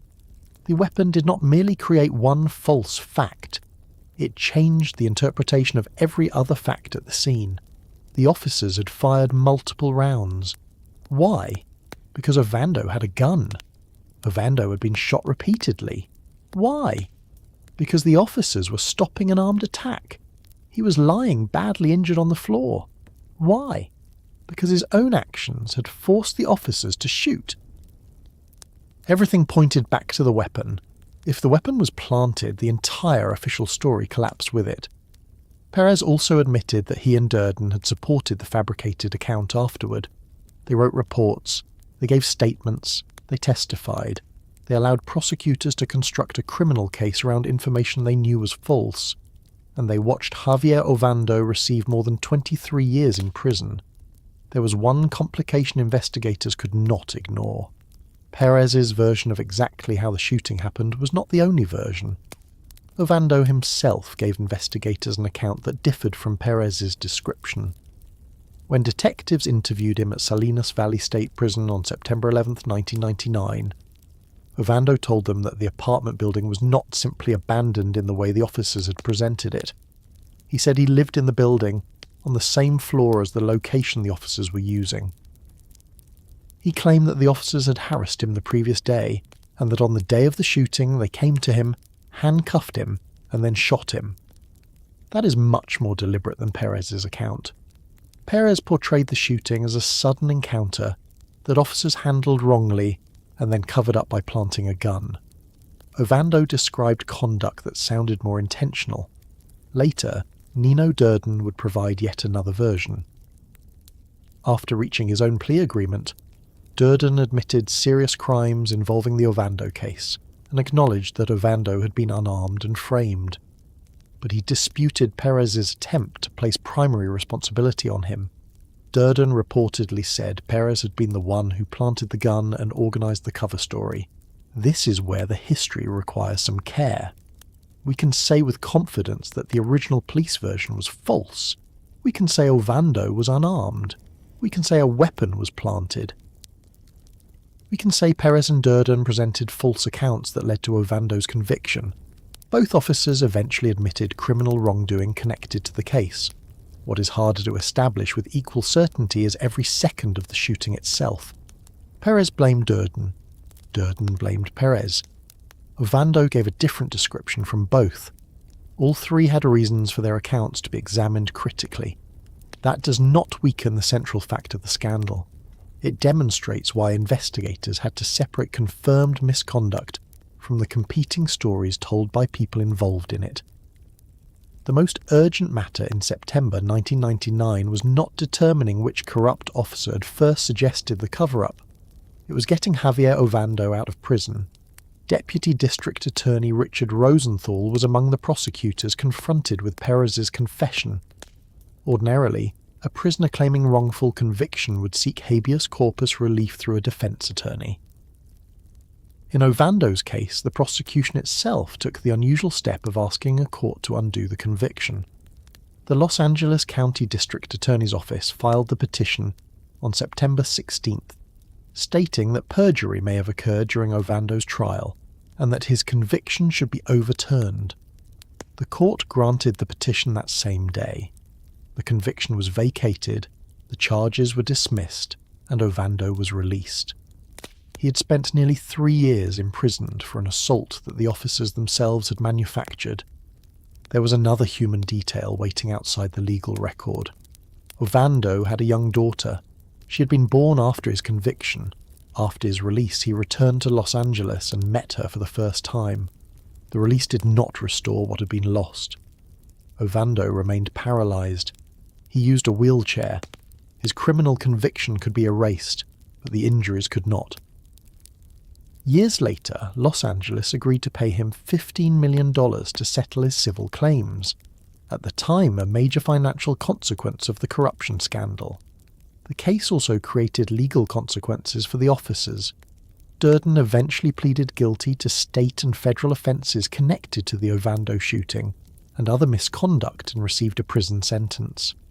Perez later pleaded guilty to federal civil rights and firearms offences arising from the Ovando case after his earlier state prosecution for stealing narcotics. Those consequences came later. What mattered immediately in September 1999 was what the Ovando case demonstrated. Until that point, someone might still have tried to describe Perez mainly as a drug thief. He stole cocaine, he abused his access to police evidence, he was corrupt. Serious, certainly, but perhaps contained. Ovando destroyed that explanation. The problem was no longer an officer taking narcotics from a property room for personal profit. Now investigators had a documented criminal case in which police officers had controlled nearly every stage of the false story. They had been present during the shooting. They had supplied the weapon that supposedly justified it. They had written the reports. They had testified. Their credibility had helped convict the man they shot. The result was not simply misconduct inside the police department. The misconduct had passed successfully through the courts. That frightened prosecutors for a very practical reason. If Perez and Durden had done this once, there was no reason to assume that Ovando was the only person sitting in prison because of something they had fabricated. District attorney officials now had to consider every case in which the officers had played an important role. Defense lawyers started asking the same questions. Judges would soon be asked to reconsider convictions that had appeared settled. Investigators began putting old Rampart crash arrest records in front of Perez so that he could identify other cases involving false evidence or false testimony. Perez told them there were too many incidents for him to remember without reviewing the files. Investigators eventually examined more than 1,500 arrests associated with the unit, and Perez identified scores of cases he said contained serious problems. Ovando's release, therefore, did something much larger than correct one conviction. It provided proof that at least one extraordinary accusation against Rampart officers was true. A man really had been shot while unarmed. A weapon really had been planted. Police officers really had lied about it. A jury really had convicted the wrong person based on those lies. Once prosecutors accepted those facts, every old report involving Perez and Durden looked different. a bag of cocaine listed as recovered from a suspect's pocket might actually have come from somewhere else. A gun supposedly found beneath a car seat might have been placed there. A sentence in a report saying a suspect reached toward his waistband could no longer be accepted simply because an officer had written it. A guilty plea did not necessarily settle the issue either. A defendant confronted with police testimony, physical evidence, and the possibility of a much longer sentence at trial might have pleaded guilty even while insisting privately that the evidence had been planted. The question was no longer whether Rampart contained one false case. Investigators knew that it did. Now they had to determine how many. Boxes of old reports began coming back off shelves. Names that had disappeared into prison files returned to prosecutors' desks.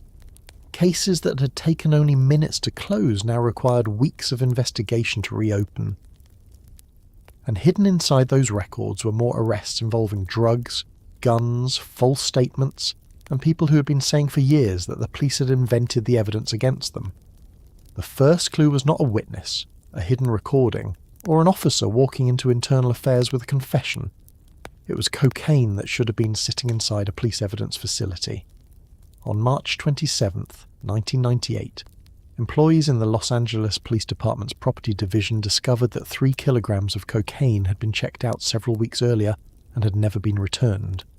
The drugs were evidence from a criminal case.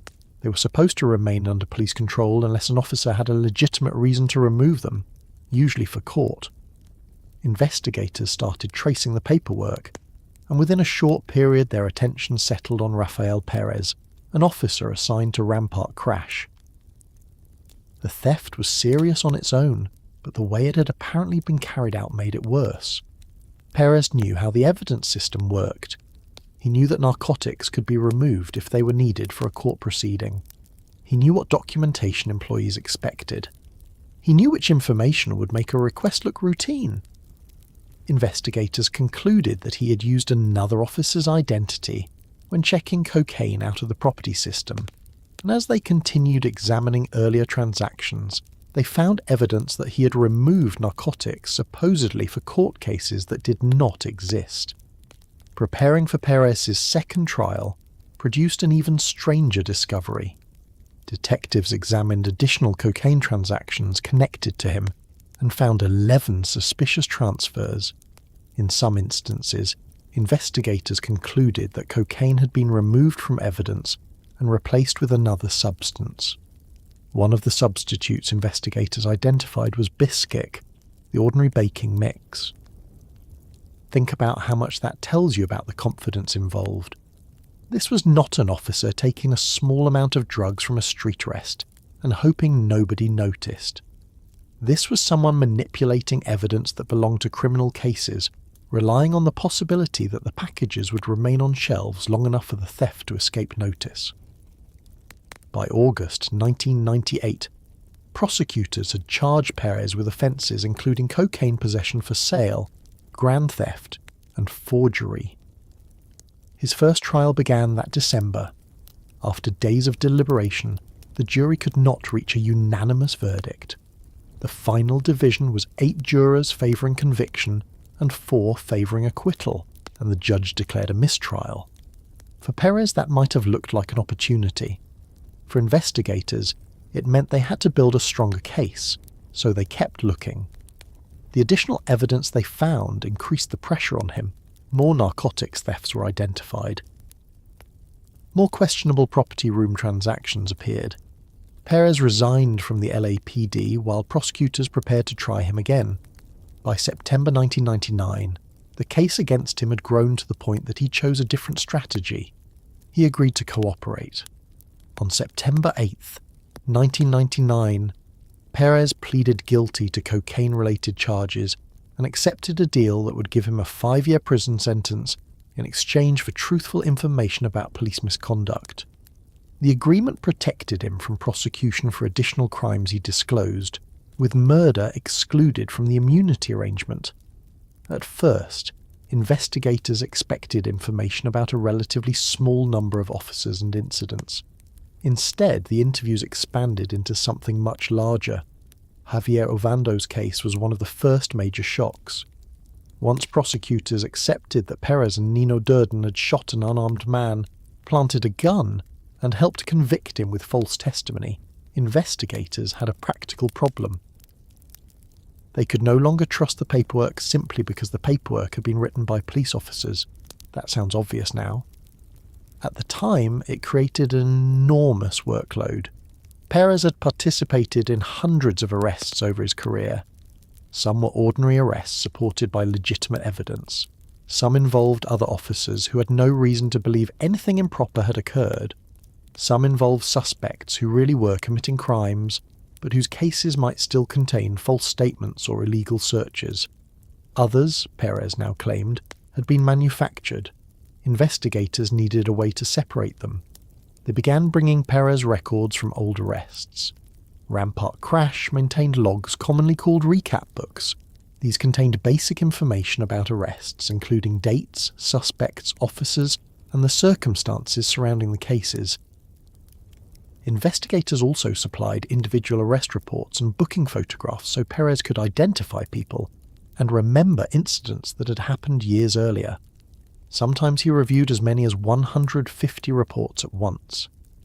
From September 1999 through May 2000, Perez reviewed 1,509 arrest reports. He identified 91 arrests that he claimed involved police misconduct. Those arrests involved roughly 160 people. 63 of the questionable arrests involved Perez himself, and 44 involved both Perez and Nino Durden. That number requires some care. Perez identifying an arrest as improper did not automatically prove that it was improper. He was cooperating to reduce his own punishment. He had admitted stealing drugs. He had admitted lying under oath. He had reasons to blame other officers and reasons to describe his own actions in ways that helped him. Investigators, therefore, could not simply take the 91 files and announce that every person in them had been framed. Each case had to be checked separately, but once Perez pointed to a file, detectives could compare his new account with the old one. That comparison began exposing patterns.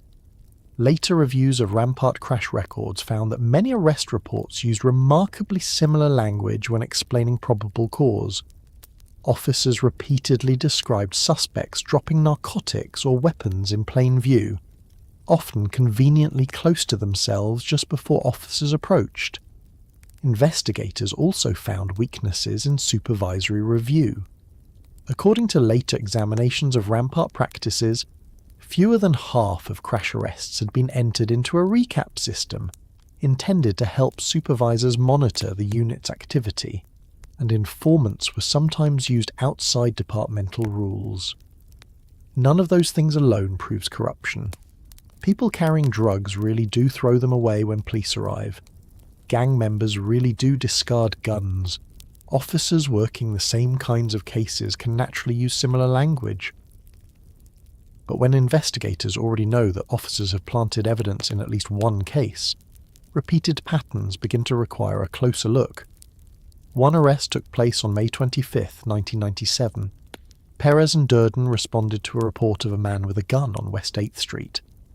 According to their official account, they saw two men, Jose Madrid and Manuel Guardado, running as the officers arrived. They chased them and arrested them. Guardado was charged with possessing cocaine base for sale. Madrid was charged with possession of a firearm by a felon. Guardado pleaded guilty and received probation. Madrid also pleaded guilty and was sentenced to 16 months in prison. The cases were finished. Then, during an interview with Rampart investigators on November 5, 1999, Perez changed the story. He said neither man had committed a crime. The officers had responded to the gun call, but Perez said they did not find a weapon or narcotics on Madrid or Guardado when they detained them. According to Perez, the evidence appeared afterward. Drugs were planted on Guardado. A gun was planted on Madrid. Guardado's conviction was vacated in January 2000. Madrid's case was dismissed several weeks later. Notice how ordinary the original report sounded. Officers receive a call about a gun. Two men run, police chase them. Drugs and a weapon are recovered. Charges follow. Nothing in that sequence immediately announces corruption. If the officers writing the report are lying, however, every normal detail becomes useful because normal details are exactly what make the report believable. Another case involved Stephen Garcia and Jesus Lozano. On May 8, 1997, Perez and Durden reported that they had established an observation post near an apartment building on Alvarado Boulevard after receiving complaints about narcotics activity. They claimed they watched Garcia and Lozano participate in a drug transaction. According to their report, Garcia dropped cocaine when officers approached, and Lozano also discarded rocks of cocaine. Perez later testified at a preliminary hearing and supported the written account. Lozano pleaded guilty and received 16 months in prison. Garcia pleaded guilty and received 4 years. Then, in January 2000, Perez told investigators that important portions of the story had been false. There had been no observation post. The officers had not witnessed the drug transaction described in the report. Perez said officers had entered a residence based on information from an informant. He claimed he believed Lozano had actually dropped cocaine, but the narcotics attributed to Garcia had been found inside the residence and were placed on Garcia because officers believed he lived there. The difference may sound technical. It was not. The false observation post gave the officers a legal explanation for what they claimed to have seen before making the arrests. The invented drug transaction helped create probable cause. Once those facts were removed, the legal basis for the case changed. In February 2000, prosecutors told the court they no longer had confidence in the convictions. Both convictions were vacated, and the charges were dismissed. This was how Rampart began spreading beyond one spectacular case like Ovando's.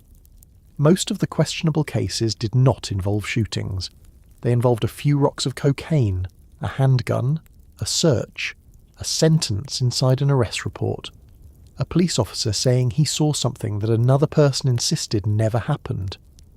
Many defendants pleaded guilty rather than go to trial.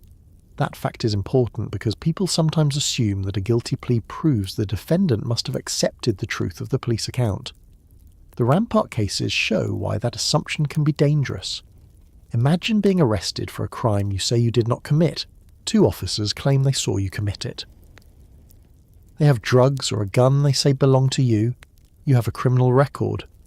The prosecutor offers you a relatively short sentence if you plead guilty. If you refuse and a jury believes the officers, you may receive much longer. You do not need to believe the officers are telling the truth to accept that deal. You only need to believe a jury probably will. Delbert Carrillo faced a version of that choice. He was 21 when Rampart officers Ethan Cohan and Edward Brame arrested him in June 1998. Their report said Carrillo had contacted the officers because he wanted to speak with them.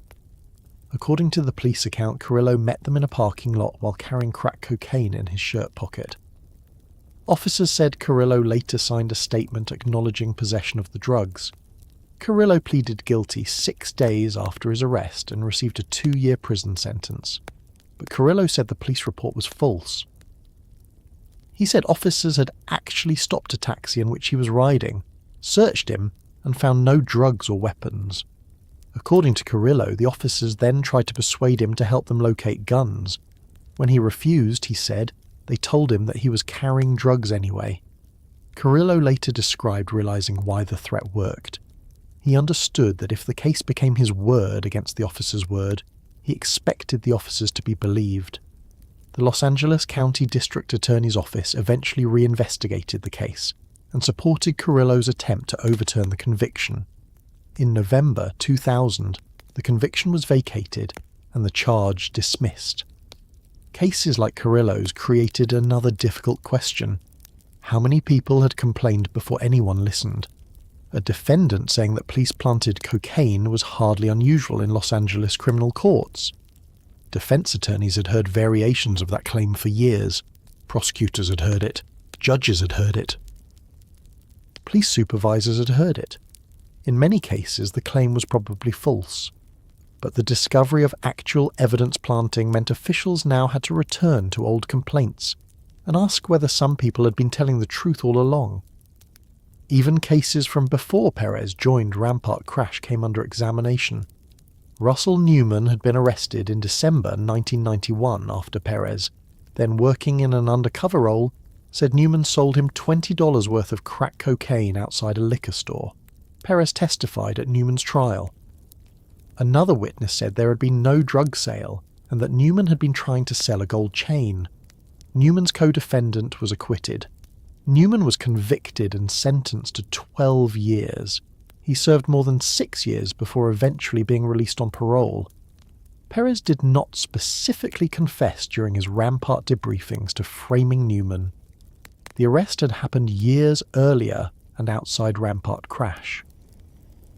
But once Perez admitted that he had falsified reports and testimony in other cases, Newman challenged his conviction again. In April 2000, the Los Angeles County District Attorney supported Newman's petition. The court vacated his conviction and dismissed the charge in May. That case showed how far the credibility problem could travel. Investigators were no longer dealing only with arrests from the final years of Rampart crash. Every period of Perez's police career could become relevant because every conviction that depended significantly on his word now carried the same question. Can the testimony still be trusted? The answer was not automatically no, but prosecutors could no longer assume it was yes. By the end of 1999, more than a dozen LAPD officers had been removed from active duty as allegations expanded, and the district attorney's office was reviewing hundreds of criminal cases. Several convictions had already been overturned before the year ended. The numbers continued rising through 2000. By June of that year, the 91st criminal case connected to Rampart information had been overturned. One of those cases involved Porfirio Acosta, whom Perez had arrested in 1997. Perez later admitted fabricating portions of the arrest report and conducting searches without proper consent. Prosecutors went to court themselves to ask that Acosta's conviction be dismissed. By the following year, Frontline's accounting put the total at nearly 100 overturned convictions linked to Perez's disclosures and the investigations that followed. Defense lawyers were examining thousands of additional cases involving officers whose conduct had come under suspicion. But even as convictions were being undone, a new problem appeared. Perez was becoming less reliable as the investigation grew.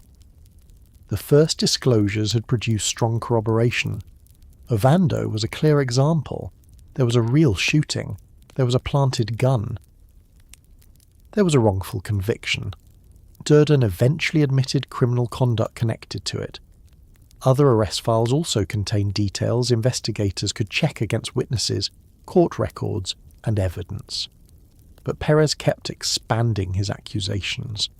He implicated officers in improper arrests, beatings, false reports, evidence planting, theft, drinking on duty, and other misconduct. Ultimately, he implicated roughly 70 LAPD personnel in some form of criminal or administrative wrongdoing. That did not mean 70 officers were proven corrupt. The distinction became more important with every interview. Perez failed polygraph examinations concerning portions of his allegations. Other officers disputed his descriptions. Some witnesses did not support him. Prosecutors discovered that certain accusations could not be corroborated well enough to bring criminal charges. Nino Durden created another complication when he began cooperating. Durden admitted that he and Perez had planted guns, fabricated evidence, made false arrests and given false testimony. But he did not confirm Perez's larger claim that comparable criminal behaviour had been widespread across the entire crash unit. Durden also contradicted Perez over who had taken the leading role in the Ovando shooting and cover-up. Now investigators had corrupt officers accusing corrupt officers. They had confirmed crimes mixed with disputed allegations. They had people in prison whose cases needed urgent review. They had officers under suspicion who were entitled to an investigation based on evidence rather than rumour. And they had prosecutors discovering that their own previous convictions had depended on witnesses who could no longer automatically be trusted. This was no longer a simple case where police investigated criminals outside the department. The department had to investigate its own arrests, its own reports, its own supervisors, its own evidence systems, and its own officers. That required detectives to locate defendants who had already served their sentences. Some were still in California prisons, some had been released, some had moved to other states, others had been deported after their convictions.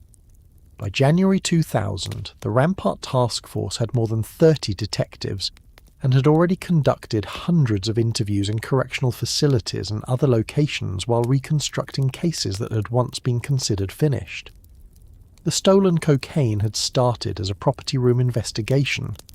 The false reports turned it into a criminal case review. The overturned convictions turned it into a crisis for prosecutors.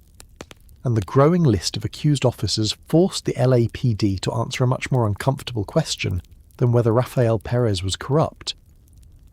Someone now had to determine how all of this had happened inside a major police department without being stopped earlier.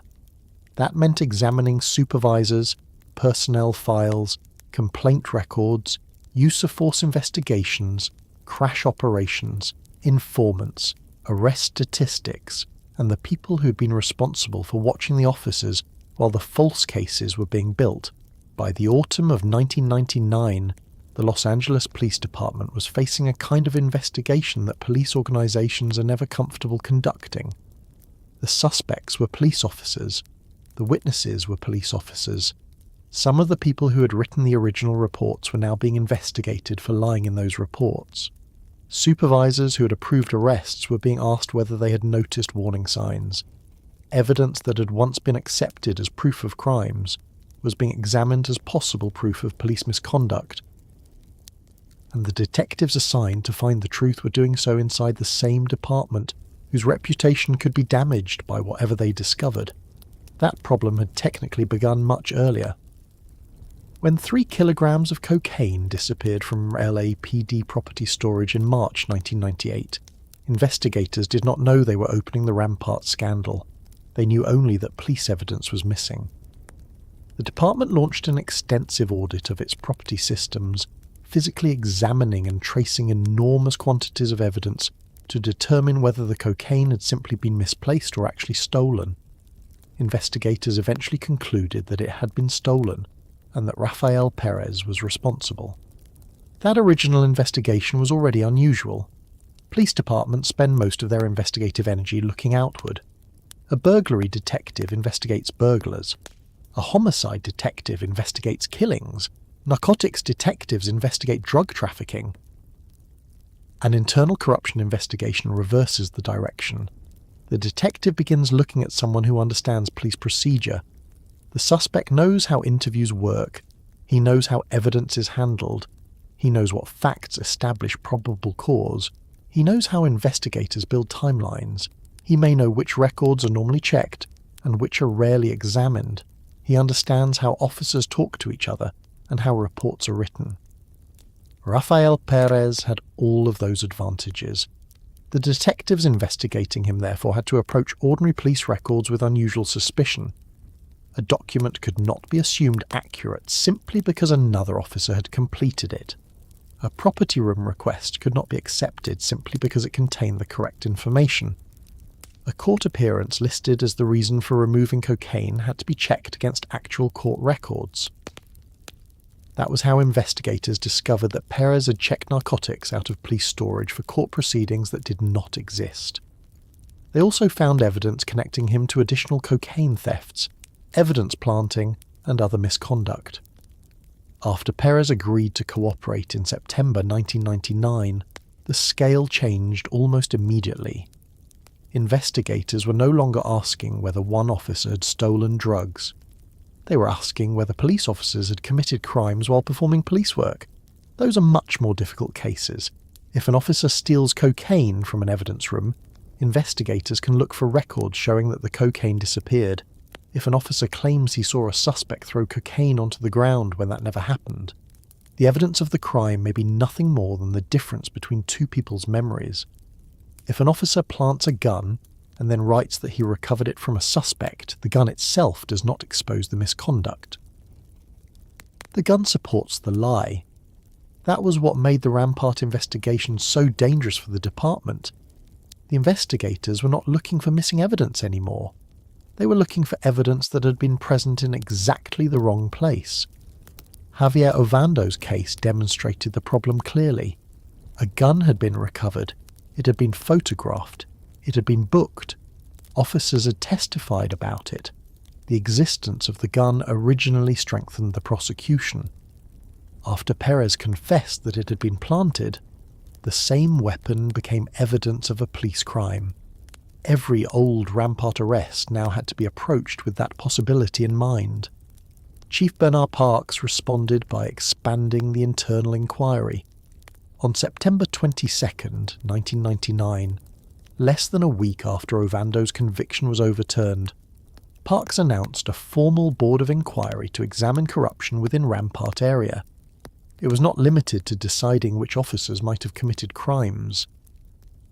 7 separate subcommittees were directed to examine supervision and management, operational systems, officer integrity, officer-involved shooting procedures, use of force systems, corruption investigations, and the work produced by officers connected to the scandal. The distinction between the Board of Inquiry and the criminal investigation matters. One group was trying to determine who had broken the law and whether evidence existed to prosecute them. The broader inquiry was asking how the department had allowed the misconduct to occur. Those questions can produce very different answers. Imagine that an officer plants cocaine on a suspect. The criminal question is relatively simple. Did the officer do it? Can prosecutors prove it beyond a reasonable doubt? Who helped him? Did he lie in his report? Did he lie under oath? The management questions begin afterward. Who supervised him? Did anyone review his reports closely? Were there earlier complaints against him? Did other officers report suspicious behaviour? Was he assigned to a specialised unit despite warning signs in his personnel history? Did supervisors spend enough time in the field to know what their officers were doing? Did the department reward arrest numbers without paying enough attention to how those arrests were produced? Were informants being properly documented? Were officers staying in specialised anti-gang assignments too long? Were investigators looking for patterns across separate complaints? Those questions were less dramatic than a planted gun. They were also much harder for the LAPD to answer without criticising itself. By January 2000, the Rampart task force had grown to more than 30 detectives. Investigators had conducted hundreds of interviews and were travelling through California's prison system to find people whose cases were connected to Rampart officers. They also travelled outside California, and in some cases outside the United States, to locate witnesses or former defendants who'd been deported after their convictions. Consider the practical difficulty. A detective opens an arrest report from several years earlier. The report says 2 crash officers saw a man drop a bag containing cocaine. One officer has now been accused of lying in other cases. The man who was arrested pleaded guilty and has finished his sentence. Where is he? Perhaps still in Los Angeles. Perhaps in another state. Perhaps in prison on an unrelated offence. Perhaps deported. Suppose investigators find him. They ask what happened. He says the drugs were planted. That is what he said when he was arrested too. Does that prove anything? No. Investigators then have to find other evidence. Was anyone else present? Did another officer participate? Were there photographs? Did the officers use the same language in other reports? Was there an informant whose existence was hidden from the paperwork? Did the physical evidence make sense? Had anyone complained about these officers before? Was the location described accurately? Can Perez remember the case? Can his account be trusted? Then multiply that process by hundreds of files. The task force was not starting with a clean list identifying innocent people and corrupt officers. It was starting with years of police work and trying to identify which portions could still be believed. At the same time, LAPD managers had another problem. Officers under investigation were still officers. Some were immediately removed from field duties. Others remained under investigation while officials tried to determine whether allegations could be substantiated. By mid-January 2000, 20 officers connected to the expanding inquiry had either been relieved of duty, suspended, fired, or had resigned, according to contemporary reporting.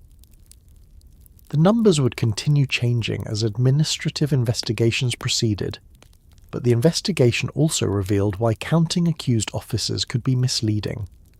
Rafael Perez implicated many people. An accusation was not the same as proof. Some officers had worked beside Perez without participating in his crimes. Others were accused of misconduct that investigators could not independently establish.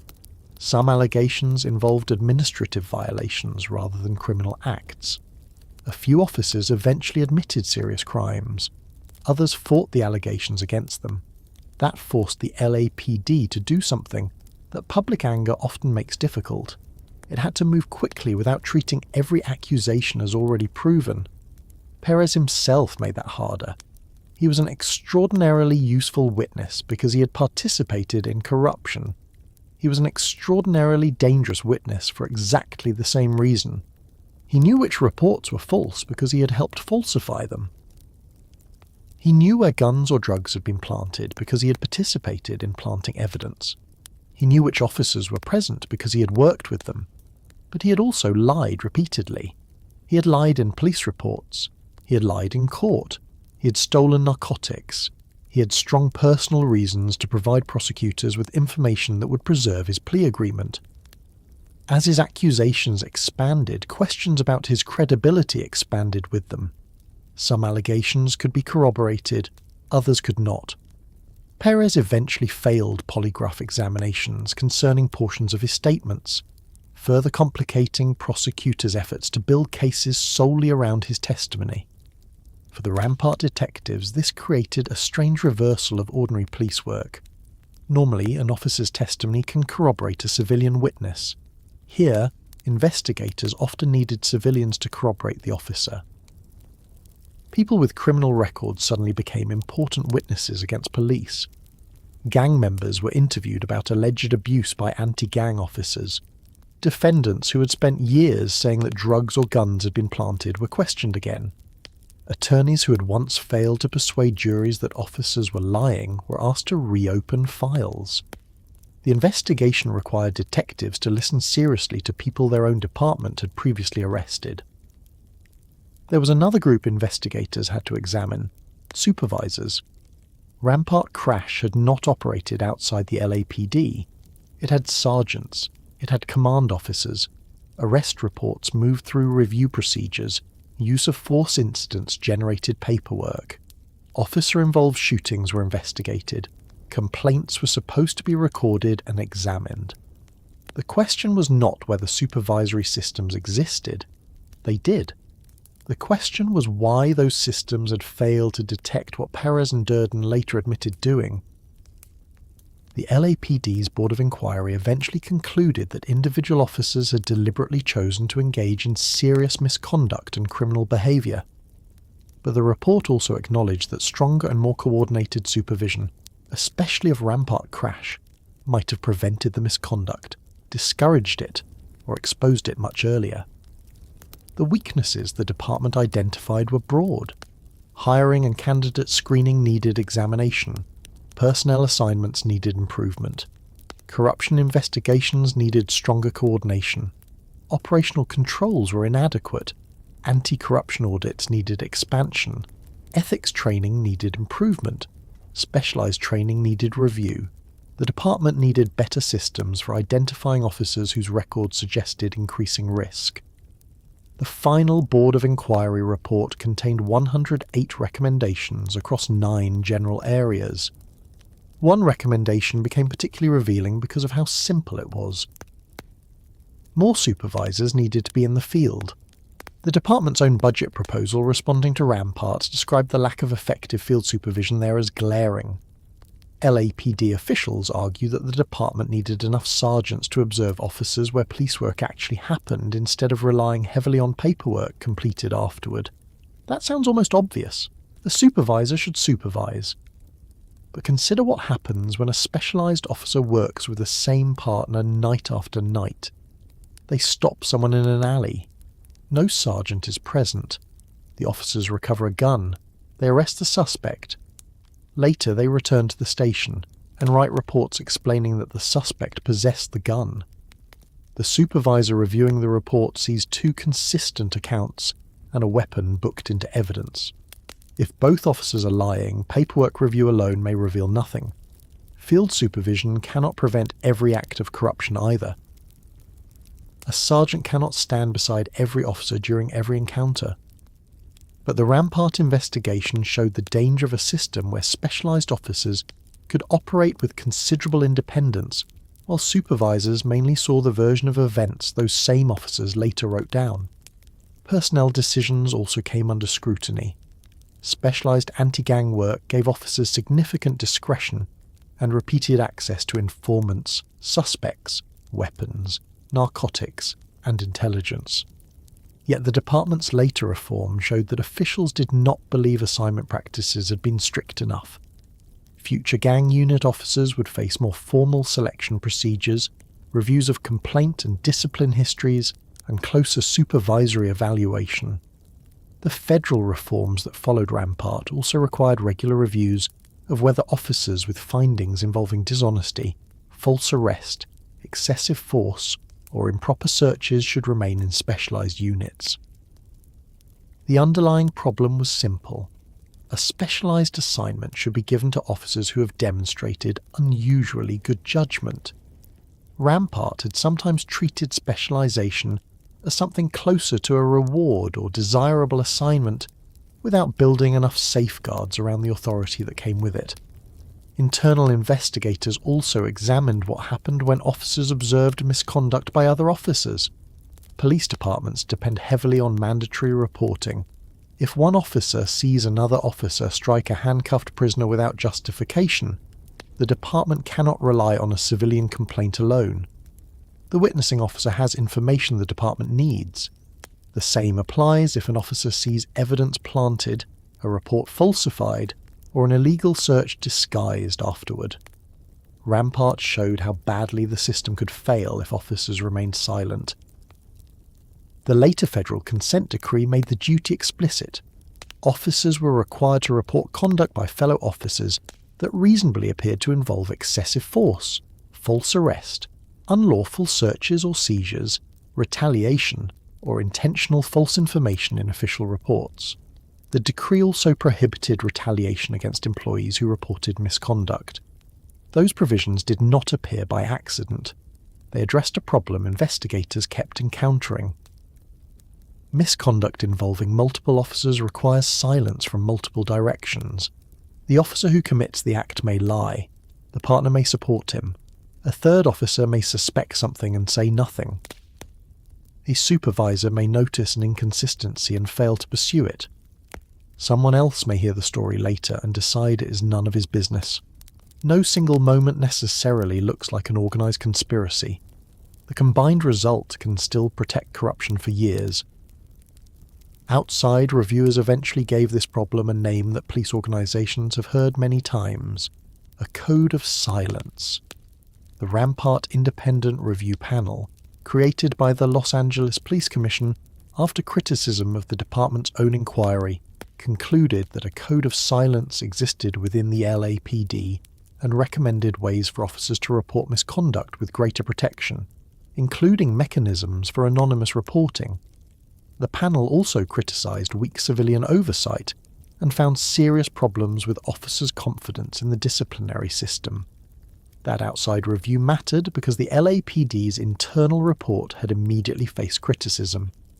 Chief Parks and the Board of Inquiry placed substantial responsibility on the individual officers who chose to commit crimes, while acknowledging management failures that made those crimes easier to hide.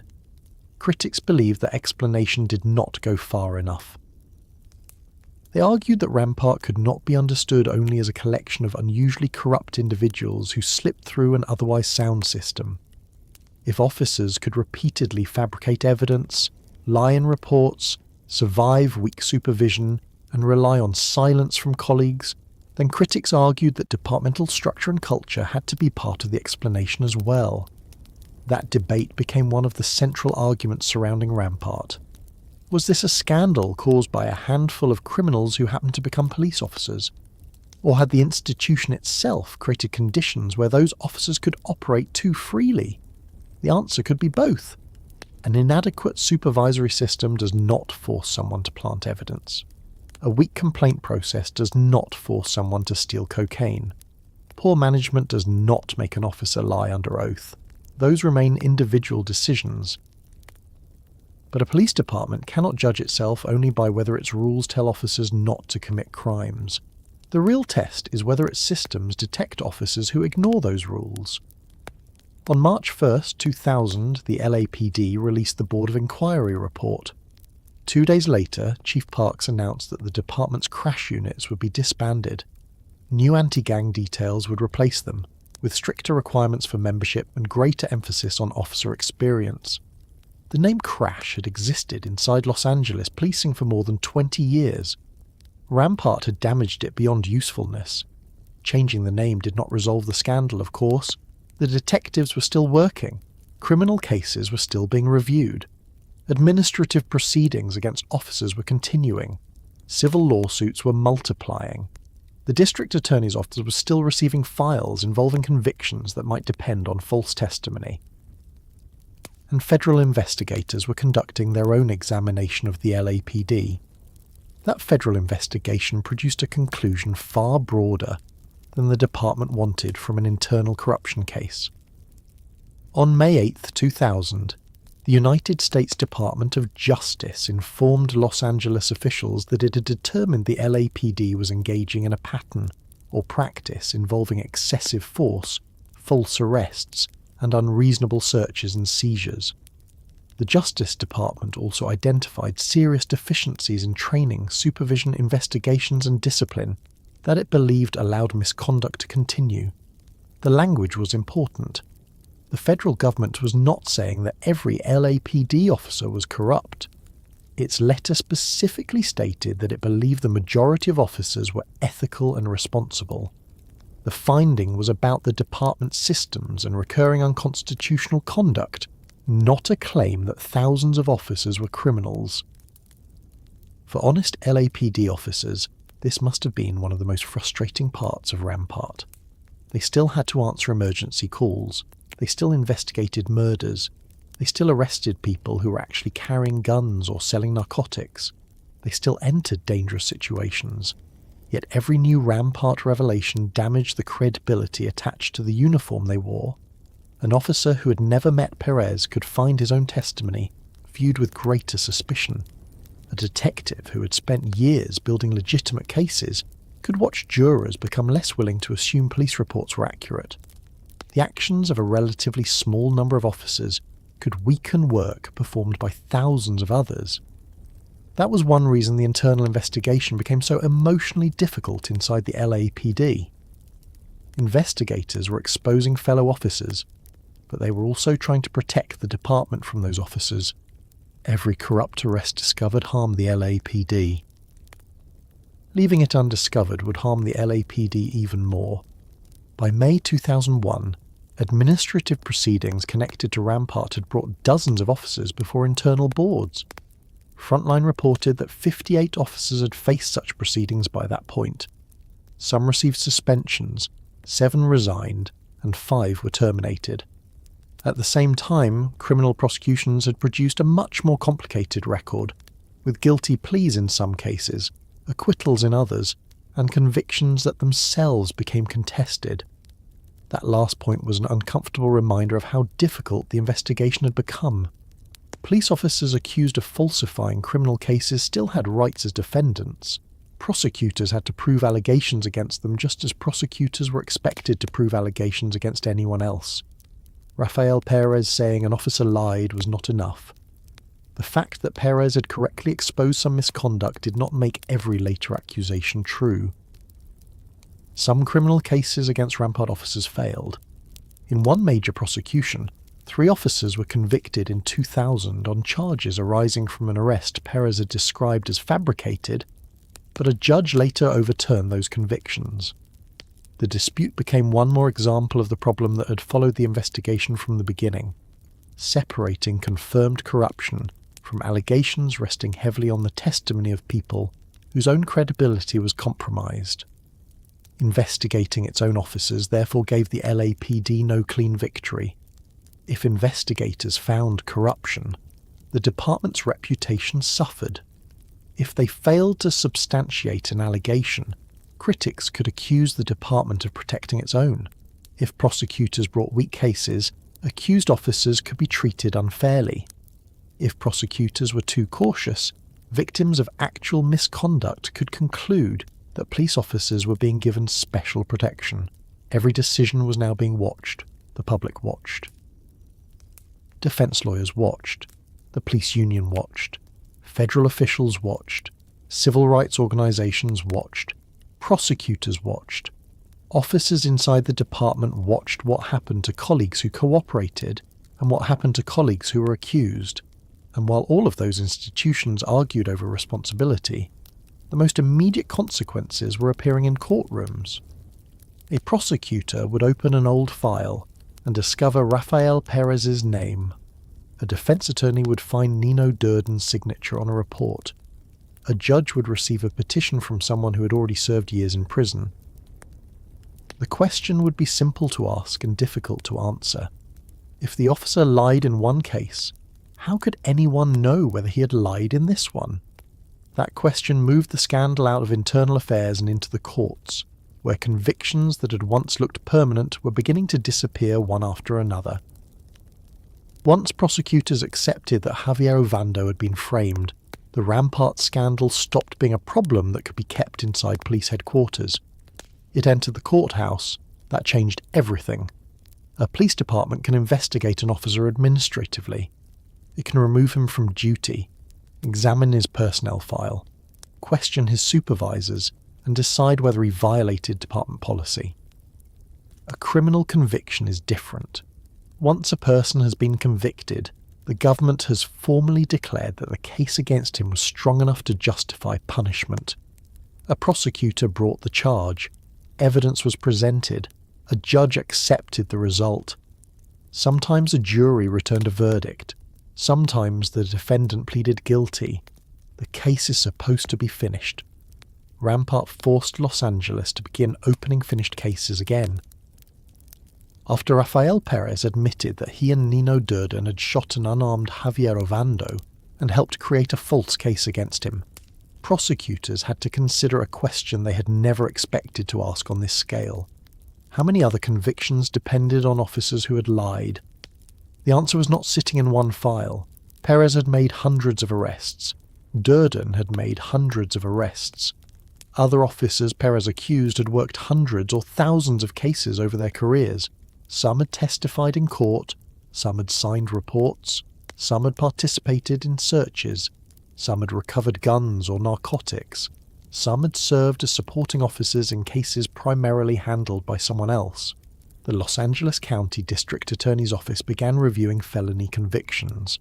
The city attorney, responsible for many misdemeanor prosecutions, began reviewing those cases as well. Public defenders started pulling old files. Private attorneys began hearing from former clients. Judges received petitions asking them to erase convictions that, only months earlier, nobody had expected to question. By early 2000, the scale was growing almost weekly.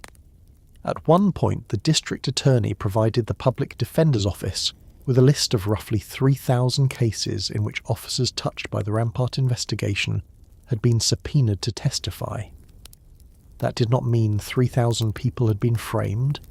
It meant that thousands of cases now had to be examined because the credibility of officers connected to them had become uncertain. Eventually, defense attorneys were reviewing as many as 15,000 cases that might contain work by officers implicated in the scandal.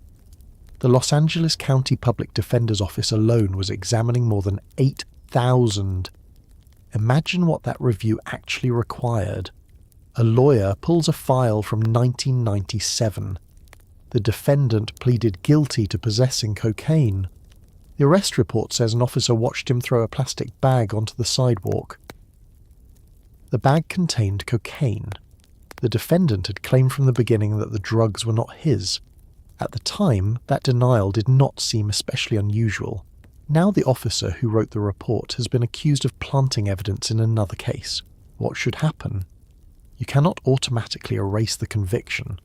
The officer may have been telling the truth in this case. You cannot automatically preserve it either. The government has learned something important about the credibility of one of its own witnesses. The lawyer has to find out who else was present, whether another officer saw the drugs, whether photographs exist, whether the defendant's original lawyer raised concerns, whether Perez mentioned the arrest during his debriefings, whether another implicated officer was involved, whether the wording of the report resembles reports now known to be false, whether there is enough reliable evidence left to support the conviction without trusting the questionable officer. Sometimes there was, sometimes there was not. For prosecutors, this produced an unusual reversal. Normally prosecutors oppose efforts to overturn convictions they believe are valid. In Rampart cases, prosecutors themselves began going into court and saying they could no longer stand behind convictions their own office had obtained. Superior Court Judge Larry Fidler later summarized the dilemma simply. Once Perez admitted that he had lied, planted evidence, and falsified cases, prosecutors lost confidence in convictions that depended on him. Nearly 100 convictions had been overturned by the time Frontline examined the scandal in 2001. 64 successful petitions had been filed by the district attorney, 22 more by defense lawyers without opposition from prosecutors, and another 13 involved juvenile cases. Later research would identify a still larger group. The National Registry of Exonerations now counts 171 defendants in the Rampart group, with approximately 170 exonerations connected to the systematic misconduct uncovered in the scandal. The earliest conviction in that group dates to 1992, and the exonerations continued through 2001. Behind each number was a separate person. Some had spent months in jail, some had spent years in prison, some had accepted probation, some had pleaded guilty because the sentence offered by prosecutors seemed safer than risking a trial against police testimony. Some had already completed every part of their punishment by the time anyone acknowledged that their convictions were unreliable. Russell Newman had spent more than 6 years in prison after Rafael Perez testified that Newman sold him crack cocaine during an undercover operation in 1991. The conviction was eventually vacated in 2000 after Perez's credibility collapsed and prosecutors supported Newman's challenge. Joseph Jones received an 8-year sentence after pleading guilty to selling cocaine in a case involving Perez and Durden. His was another conviction later connected to the broader Rampart review. Roy Montes had been 18 when Durden said he saw him drop a bag of crack cocaine. Montes pleaded guilty, received jail time and probation, and later went to prison after violating probation. His case was eventually among those exposed by the corruption investigation. Other defendants had faced much more severe consequences. Lorenzo Nava was convicted in a case involving officers later implicated in misconduct, and originally received a sentence of 54 years to life under California's sentencing laws. His sentence was later reduced on appeal, but his conviction was eventually vacated in 2000 during the Rampart fallout. Those cases created a problem that went beyond the time people had spent behind bars. A conviction follows a person. It can affect employment, housing, immigration, probation and parole, future sentences, family relationships. A felony conviction can become part of the explanation a person has to give for years after leaving prison. For some defendants, immigration consequences were especially serious. Raúl Muñoz and César Natividad had pleaded guilty after Rampart officers claimed Muñoz drove a pickup truck into officers during an encounter in 1996. Perez later told investigators that the reported assault had been fabricated after the men were already in custody. Their convictions were overturned, but by then Muñoz had been deported to El Salvador. Vacating a conviction could correct the court record. It could not rewind everything that happened because of it. That reality began changing the way people in Los Angeles viewed old complaints against crash officers. For years, people arrested in Rampart had accused officers of planting drugs, planting guns, using excessive force, and writing false reports. Some of those complaints were undoubtedly false. A person caught carrying cocaine has an obvious reason to say the police planted it. A convicted gang member has an obvious reason to accuse an arresting officer of lying. Police officers and prosecutors had heard claims like that so often that skepticism became almost automatic. Rampart demonstrated the danger of allowing skepticism to become certainty. Some defendants had been telling the truth. Some officers really had planted evidence. Some reports really had been fabricated. Some testimony really had been perjury. Once that was established, the city could no longer tell itself that the only credibility problem belonged to criminal defendants.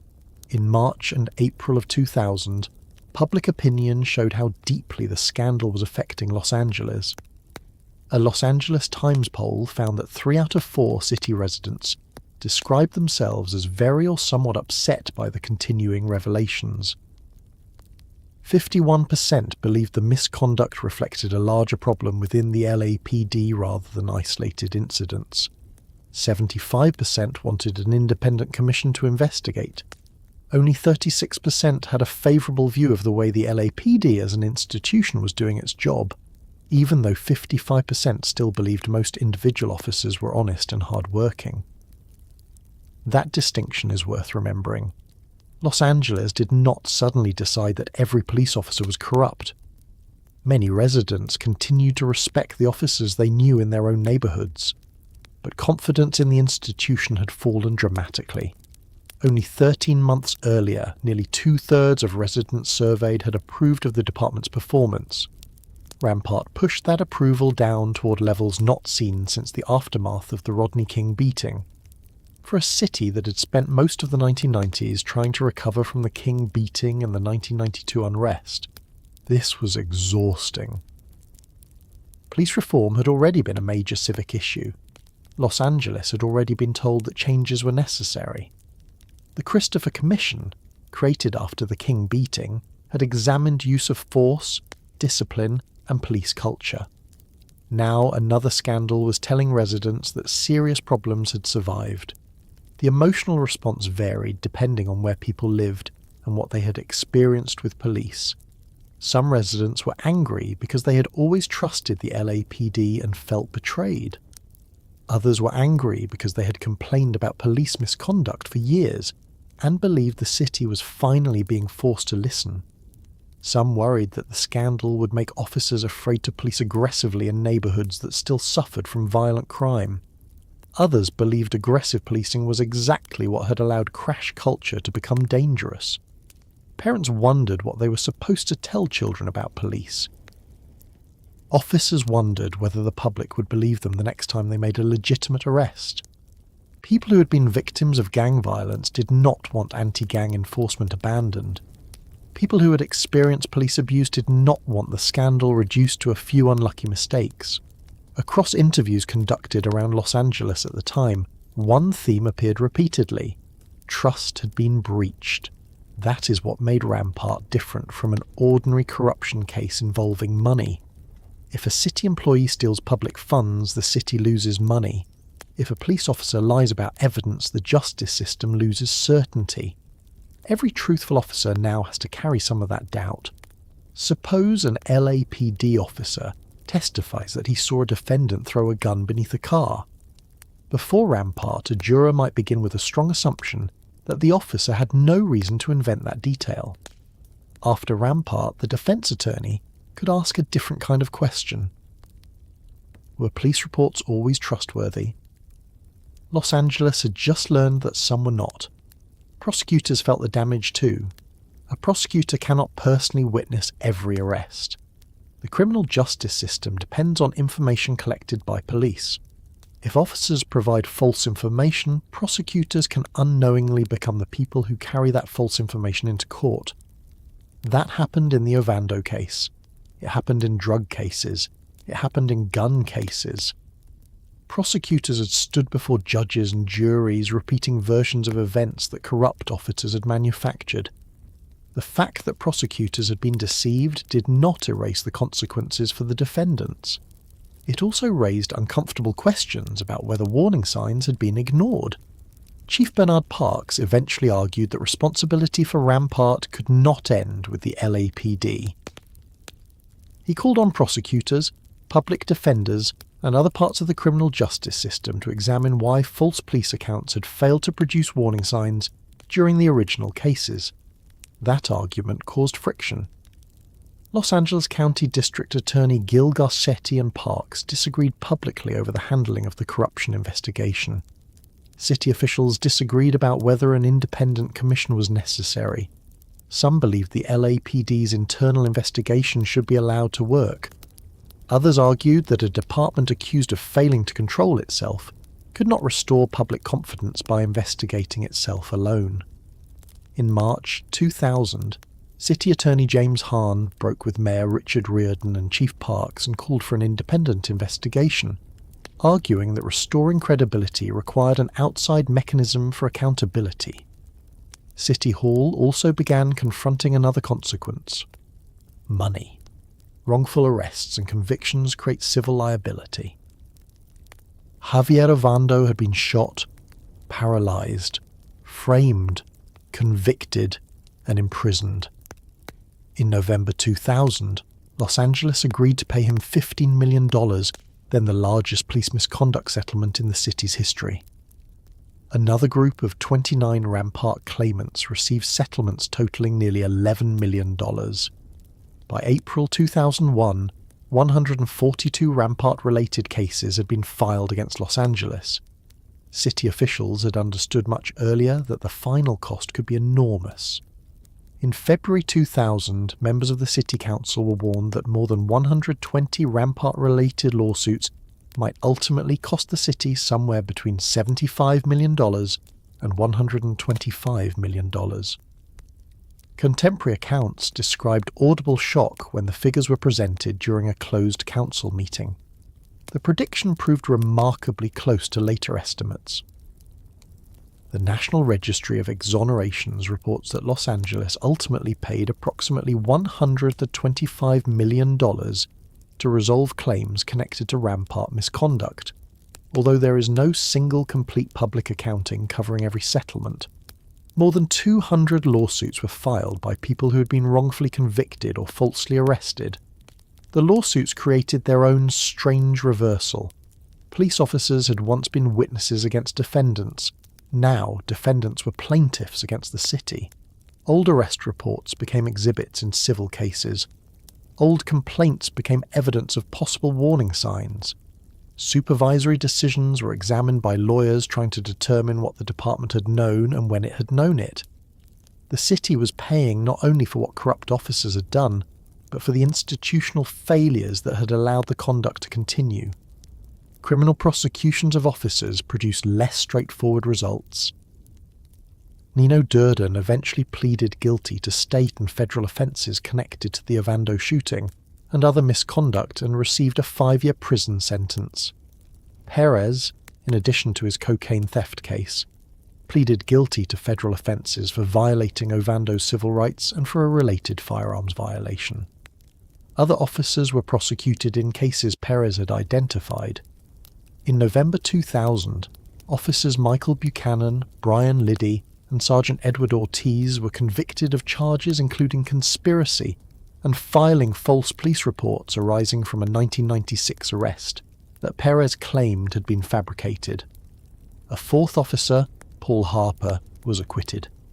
At first, the conviction seemed to show that prosecutors could successfully take Rampart officers before juries. Then the case became another complication. A judge later overturned the convictions, concluding that the evidence did not support them sufficiently. The officers subsequently pursued civil claims of their own. That outcome mattered because it prevented the scandal from becoming a simple story, where every officer Perez accused turned out to be guilty. They did not. Perez's information had exposed real crimes. It had also produced allegations prosecutors could not prove. In later years, the district attorney declined dozens of Rampart-related cases against officers because evidence was insufficient, statutes of limitation had expired, or plea agreements prevented additional prosecution of Perez and Durden. Los Angeles therefore found itself dealing with two dangers at once. The first was failing to hold corrupt officers accountable. The second was assuming that every accused officer was corrupt simply because Rafael Perez said so. A justice system damaged by false police accusations could hardly repair itself by treating new accusations as automatically true. That was why the overturned convictions were so significant. They were not based merely on public anger. Courts were examining individual cases and deciding that confidence in particular convictions had been destroyed. By May 2000, 73 felony convictions had already been vacated. At the same time, the city attorney notified lawyers representing 234 misdemeanor defendants that their cases were under review because officers connected to Rampart had been involved. Weeks earlier, officials had identified at least 71 additional misdemeanor convictions that might need to be overturned on top of 99 felony convictions already considered tainted. The numbers appeared almost faster than the city could absorb them. One conviction overturned, then several more, then dozens, then nearly 100, then thousands of files under review, then lawsuits, then estimates reaching into 9 figures, then arguments between the police chief and prosecutors, then calls for an independent commission. And in May 2000, another institution entered the story with considerably more power than a city commission. The United States Department of Justice had been investigating allegations of misconduct within the LAPD under federal civil rights law. On May 8th, it informed Los Angeles that the federal government had concluded the department was engaging in a pattern or practice of excessive force, false arrests, and unreasonable searches and seizures. Federal investigators also identified serious weaknesses in training, supervision, misconduct investigations, and discipline. The Justice Department was prepared to sue unless the city agreed to negotiate enforceable reforms. That finding moved the issue beyond Rafael Perez, beyond Nino Durden, beyond Rampart crash. The federal government explicitly said that it believed the majority of LAPD officers were ethical, hard-working, and responsible. But it also concluded that recurring unconstitutional conduct and inadequate departmental systems required federal intervention. For Los Angeles, this was the point where Rampart stopped being only a scandal about crimes committed in the past. The city now had to decide what its police department would look like afterward. Crash had already been disbanded, supervision was being reconsidered, officer selection was being reconsidered, complaint investigations were being reconsidered. The handling of force, arrests, searches, informants, and misconduct reports was being reconsidered. Federal officials wanted changes that could be enforced by a court rather than promised at a press conference. And residents who had spent years listening to officials promise that lessons had been learned were about to watch Los Angeles enter a long period of outside oversight, designed to make sure those lessons became actual police policy. By May 2000, Los Angeles had reached the point where fixing Rampart was no longer only the responsibility of the Los Angeles Police Department. The federal government had entered the case. On May 8th, the United States Department of Justice informed city officials that its civil rights investigation had found a pattern or practice of excessive force, false arrests, and unreasonable searches and seizures within the LAPD. Federal investigators also identified failures in supervision, complaint investigations, discipline, training, and the department's ability to identify officers whose records showed repeated signs of risky behavior. The Justice Department made an important qualification. It did not accuse the majority of LAPD officers of misconduct. Its concern was that the department's systems were failing badly enough to allow unconstitutional conduct to occur repeatedly, without adequate detection or correction. Los Angeles now had two choices. The city could fight the federal government in court, or it could negotiate, city officials eventually chose negotiation. On November 2nd, 2000, the Los Angeles City Council approved an agreement with the Justice Department that would place major parts of the LAPD under a federal consent decree. The agreement was formally entered by the federal court on June 15, 2001. Once that happened, the reforms were no longer recommendations that a future police chief could quietly abandon. They became obligations enforceable by a federal judge. That was one of the most important consequences of Rampart. Police reform in Los Angeles had been discussed many times before. The Rodney King beating had produced the Christopher Commission in 1991. There had been recommendations about use of force, discipline, personnel management, and police culture. There had been promises that lessons had been learned. Rampart exposed how dangerous it was to assume that a written recommendation automatically changed what officers and supervisors did during an ordinary shift. The consent decree attempted to move reform out of reports and into daily police procedure. Its requirements covered officer supervision, use of force investigations, arrests, searches, complaints, internal affairs, anti-gang units, confidential informants, training, integrity audits, civilian oversight, community outreach, and the collection of information about police encounters. An independent monitor would review whether the department was actually complying. One of the largest changes involved information. Rampart had shown that warning signs could exist in separate places without anyone putting them together. An officer might have several civilian complaints. He might have repeated uses of force. He might have been involved in unusual searches. He might have generated lawsuits. He might have received discipline. He might have been involved in officer-involved shootings. If each event sat inside a different file, a supervisor examining only the most recent incident could miss the pattern. The federal agreement required the development of Teams 2, a computerized risk management system designed to bring that information together. It was intended as an early warning tool, not simply a database for storing paperwork. Supervisors were required to use it to examine the performance of individual officers, groups of officers, and units for patterns suggesting at-risk behaviour. The information placed into Teams 2 was extensive.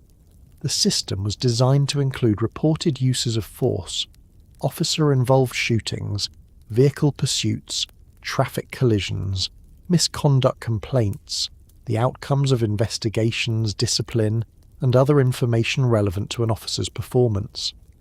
Supervisors were expected to review those records regularly. If an officer began accumulating a pattern of incidents, the supervisor was supposed to notice before the next major scandal forced everyone else to notice. That sounds like basic management. Before Rampart, the Justice Department concluded that the LAPD's existing early warning system was inadequate, and that the department had failed to respond effectively to patterns of questionable officer conduct. The reforms also changed how an officer's history could affect his future assignments. Rampart Crash had demonstrated the danger of placing officers into specialized units without enough attention to previous complaints, discipline, dishonesty findings, false arrests, excessive force, or questionable searches. Under the consent decree, officers applying for gang units had to go through a formal selection process. Their Teams 2 records and annual evaluations had to be considered. Supervisors selecting an officer were required to document their review of sustained complaints, adverse judicial findings, and discipline involving subjects such as excessive force, false arrests, improper searches, discrimination, and dishonesty. The changes were aimed directly at problems investigators had found around Crash. Officers assigned to gang units were required to have sufficient experience and demonstrate appropriate professional skills. Gang unit supervisors also faced formal requirements. The units were placed under clearer command structures. Officers generally had to operate from official police facilities, attend patrol roll calls, use marked police vehicles unless an exception was approved, and avoid unauthorized insignia identifying them with a particular specialized unit.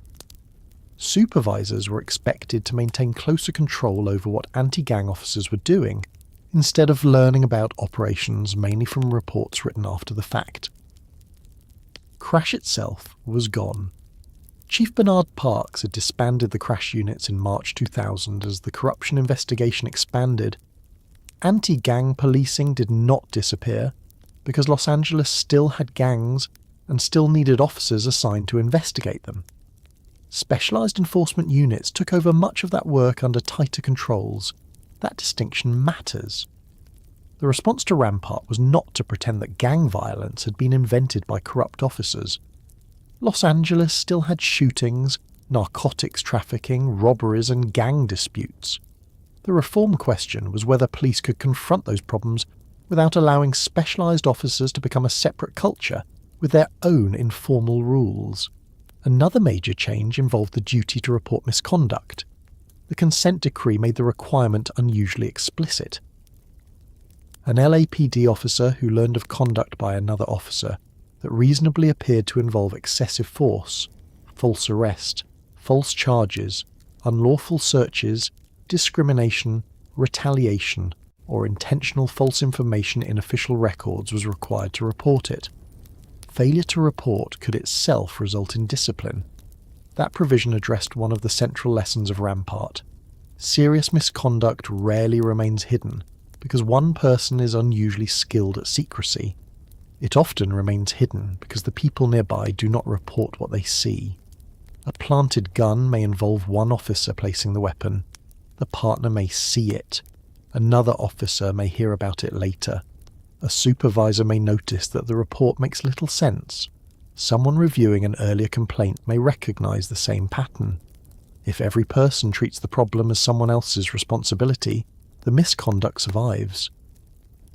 The federal reforms attempted to remove any ambiguity about what an officer was expected to do. Internal affairs also received greater responsibility. The consent decree required stronger procedures for handling serious complaints and created requirements for targeted and random integrity checks. These could include operations designed to discover officers engaging in illegal searches, false arrests, excessive force, or efforts to discourage civilians from filing complaints. In other words, the department was expected to test its own integrity, rather than wait until another Rafael Perez was caught stealing cocaine. Use of force investigations were changed as well. Certain serious uses of force were moved into a specialised investigative structure, reporting outside the ordinary geographic chain of command. Supervisors were required to examine their own response to major force incidents, and an officer's previous history could be considered when managers reviewed later incidents. The logic was straightforward. A serious shooting should not be examined in isolation if the officer involved already had a pattern of concerning events. Rampart had shown what could happen when each incident was treated as a separate file instead of part of an officer's larger record. Police stops also became more measurable.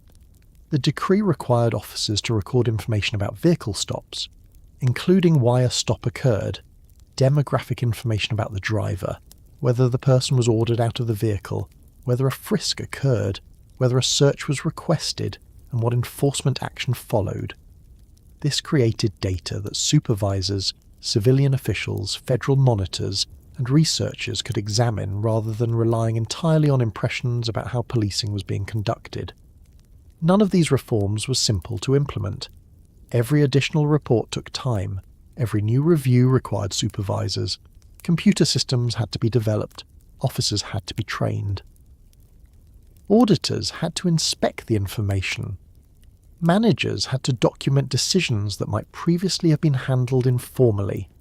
The independent monitor had to review samples of force investigations, complaints, discipline, audits, and stop data and report on whether Los Angeles was satisfying the agreement. Police officers sometimes complained that the new system produced excessive paperwork and made supervisors cautious. That criticism was not meaningless. A police department can create so many administrative requirements that officers spend more time documenting legitimate actions than performing them. But Rampart had demonstrated the opposite danger. When documentation is weak, review is weak, and supervision depends heavily on trusting officers to police themselves, Corrupt officers can use that trust as protection. Los Angeles was trying to find a balance between those two risks. The consent decree was originally written with a 5-year term. It lasted far longer. The federal court retained jurisdiction because Los Angeles had to demonstrate substantial compliance with the agreement before oversight could end. The process eventually continued for roughly 12 years, and federal oversight was terminated in 2013. During those years, the LAPD changed police chiefs. William Bratton took over the department in 2002 and made compliance with the consent decree part of a broader effort involving management, crime reduction, officer morale, accountability, and community relations. By 2009, researchers from Harvard Kennedy School conducted a large examination of the LAPD's experience under federal oversight. They reviewed administrative data, surveyed residents and officers, conducted interviews and focus groups, and observed police operations. Their conclusion was not that every problem had disappeared. It was that the LAPD had changed substantially. The researchers found greater scrutiny of police force, stronger governance by the Police Commission and Inspector General, and improvements in the department's management systems. They also found that public confidence had increased substantially compared with the period surrounding Rampart. At the same time, the study identified continuing differences in how residents experience policing. Black residents in particular remained more likely to report dissatisfaction or disrespectful treatment, showing that institutional reform and public trust did not move at exactly the same speed for every community. That is one reason it would be misleading to say Rampart was solved by the consent decree. A policy can be rewritten. A computer system can be installed. A unit can be renamed. A supervisor can be required to sign another form. Trust is different. For the people who had been falsely arrested or imprisoned, a new LAPD policy did not return the lost months or years. For Javier Ovando, no reform restored the use of his legs. For a person deported after a wrongful conviction, vacating the conviction did not erase the disruption to his family. For someone who pleaded guilty because he believed a jury would trust police officers instead of him, an exoneration years later did not reproduce the life he would have lived without the conviction. The scale of that damage continued to become clearer long after the television coverage faded. The National Registry of Exonerations now identifies 171 defendants in the Rampart group and describes approximately 170 exonerations resulting from the systematic misconduct uncovered by the investigation. The known cases include convictions dating back to 1992, showing that the damage reached years earlier than the 1998 cocaine theft that finally exposed Perez. Those numbers also help correct one common misunderstanding. Rampart was not only about Javier Ovando. His case was the most shocking because officers shot him, planted a gun, and helped send him to prison. Many other people were harmed by cases that looked much less dramatic. A small amount of cocaine, a handgun, a police officer claiming he saw something dropped on the sidewalk, a defendant deciding that pleading guilty was safer than asking a jury to choose between his word and an officer's. Those smaller cases are part of the scandal because the authority behind the false report was exactly the same. Los Angeles also paid heavily for the misconduct. More than 200 lawsuits were filed by people who said they had been wrongfully convicted or falsely arrested because of Rampart officers. There is no single complete public accounting of every settlement, but later estimates place the total around $125 million. Javier Ovando alone received a $15 million settlement. Money was the easiest form of damage to calculate. The harder cost involved credibility. Rampart gave defense attorneys a real historical example they could point to whenever police testimony was central to a case. It gave communities that already distrusted the LAPD evidence that some extraordinary allegations of police misconduct had been true. It gave prosecutors a reason to think more carefully about what happened when their cases depended almost entirely on officer testimony. And it forced the LAPD to confront the fact that corruption, by a relatively small group of officers could damage thousands of officers who had never participated in it. The scandal also left behind uncertainty. Rafael Perez implicated roughly 70 LAPD personnel in various forms of misconduct, but that number never translated into 70 proven corrupt officers.